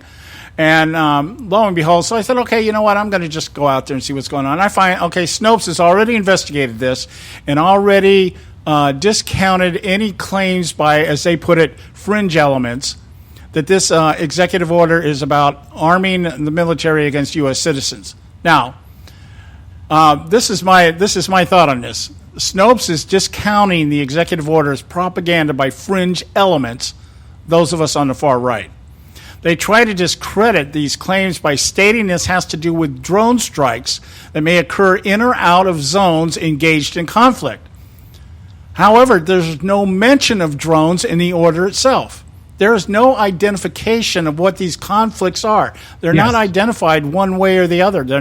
It's not specified that we're talking about conflicts outside the U.S. or conflicts within the U.S. There's nothing mentioned about drones, so I don't know where they came up with the idea, other than what you may be getting at, Joe, is that this is actually an order that will allow reparations to citizens in other countries that are killed by American actions. It could be. It could be. It's specifically in there. But it's talking about, the order is also talking about the death of U.S. citizens. Okay, and I guess the argument is being made is that we're talking about U.S. citizens who may be over in these countries and be, collateral damage in something that goes on. Can you imagine if we did this in World War II? Acknowledge include the law of armed conflict, acknowledge U.S. government responsibility for civilian casualties, and offer condolences, including ex gratia payments to civilians who are injured or to the families of civilians who are killed. What? Yeah. Okay. All right. So, as I said, sorry, we blew up your city because you guys were shooting at our troops. Yeah. I'm sorry. Yeah, I mean, Hiroshima and Nagasaki went down there. We weren't sitting there worried about how many civilians were going to die. We were worried about how many soldiers' lives we could save. And it was the hard, cold facts of war is when you have war, people die. You can't just, this isn't like smart bombs are not smart enough to know who the good guys and the bad guys are. It's only smart enough to know where it's supposed to hit. Okay, and so let me get back to my thought here, and I'll turn it over to you, Joe. Okay, so first of all, the argument being offered by Snopes is that this is dealing with drone strikes. I don't see any mention of drones in this order anywhere. Did not in a single time. No drones are mentioned here. And it says that it may occur in or out of zones engaged in conflict. However, there's no mention of the zones. The order doesn't tell us specifically with what conflicts we're talking about here, what types of conflicts. And finally, Snopes claims that the order does not include American citizens, but fails to mention that in 3 times in the order, it refers exclusively use of force in situations of armed conflict or in the exercise of states' inherent right of self-defense. A state's right to defense sounds like militia to me. And when you're talking about a state's rights to defense, inherent right to defense, that is straight out of the Second Amendment. The government shall not infringe upon the rights of state militias to bear arms or citizens to bear arms. So all 3 of these arguments that Snopes is offering here, there's nothing contextual in that defense other than what they decide or what they drew from it so that they could claim that our claims that this might be used against American citizens. I'm not saying it is.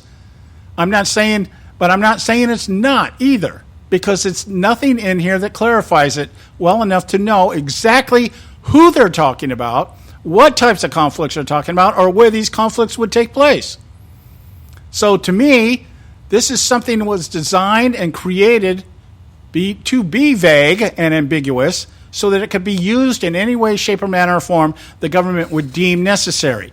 And I think, just my thought, is that this is going to be used should we come to that place where we have violent confrontations between government and U.S. citizens, meaning militias or whatever else happens, okay?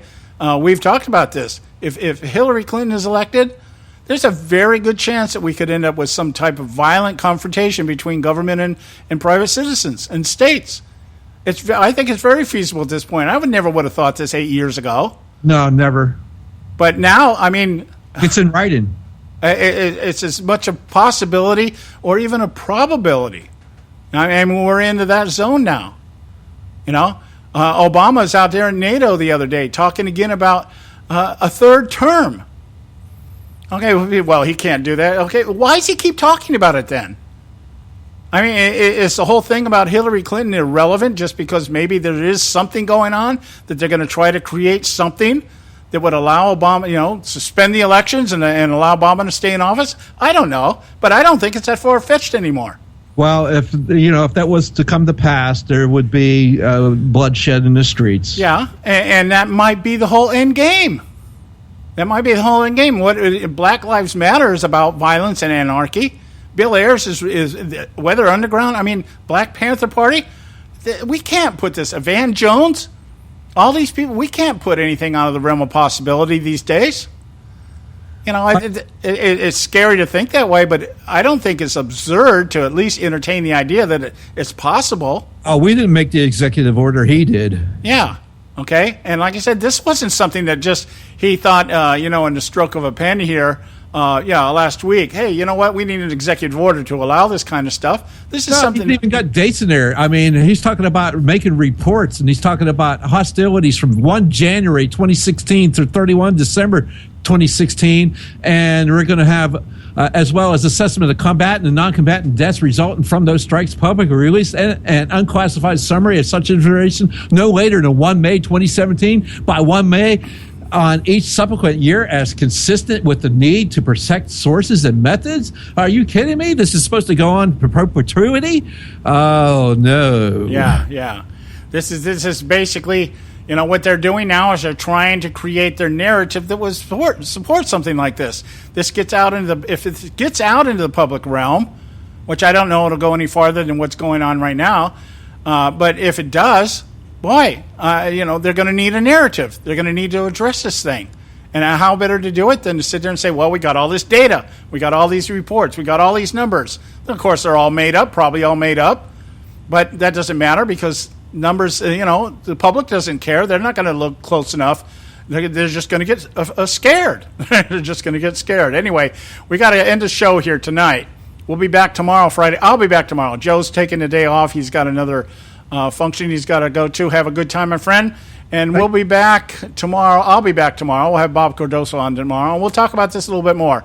God bless you. Thank you again for listening. Visit us at the Conservative God, I have not been able to say that all day. The ConservativeSyndicate.net. We'll talk to you tomorrow.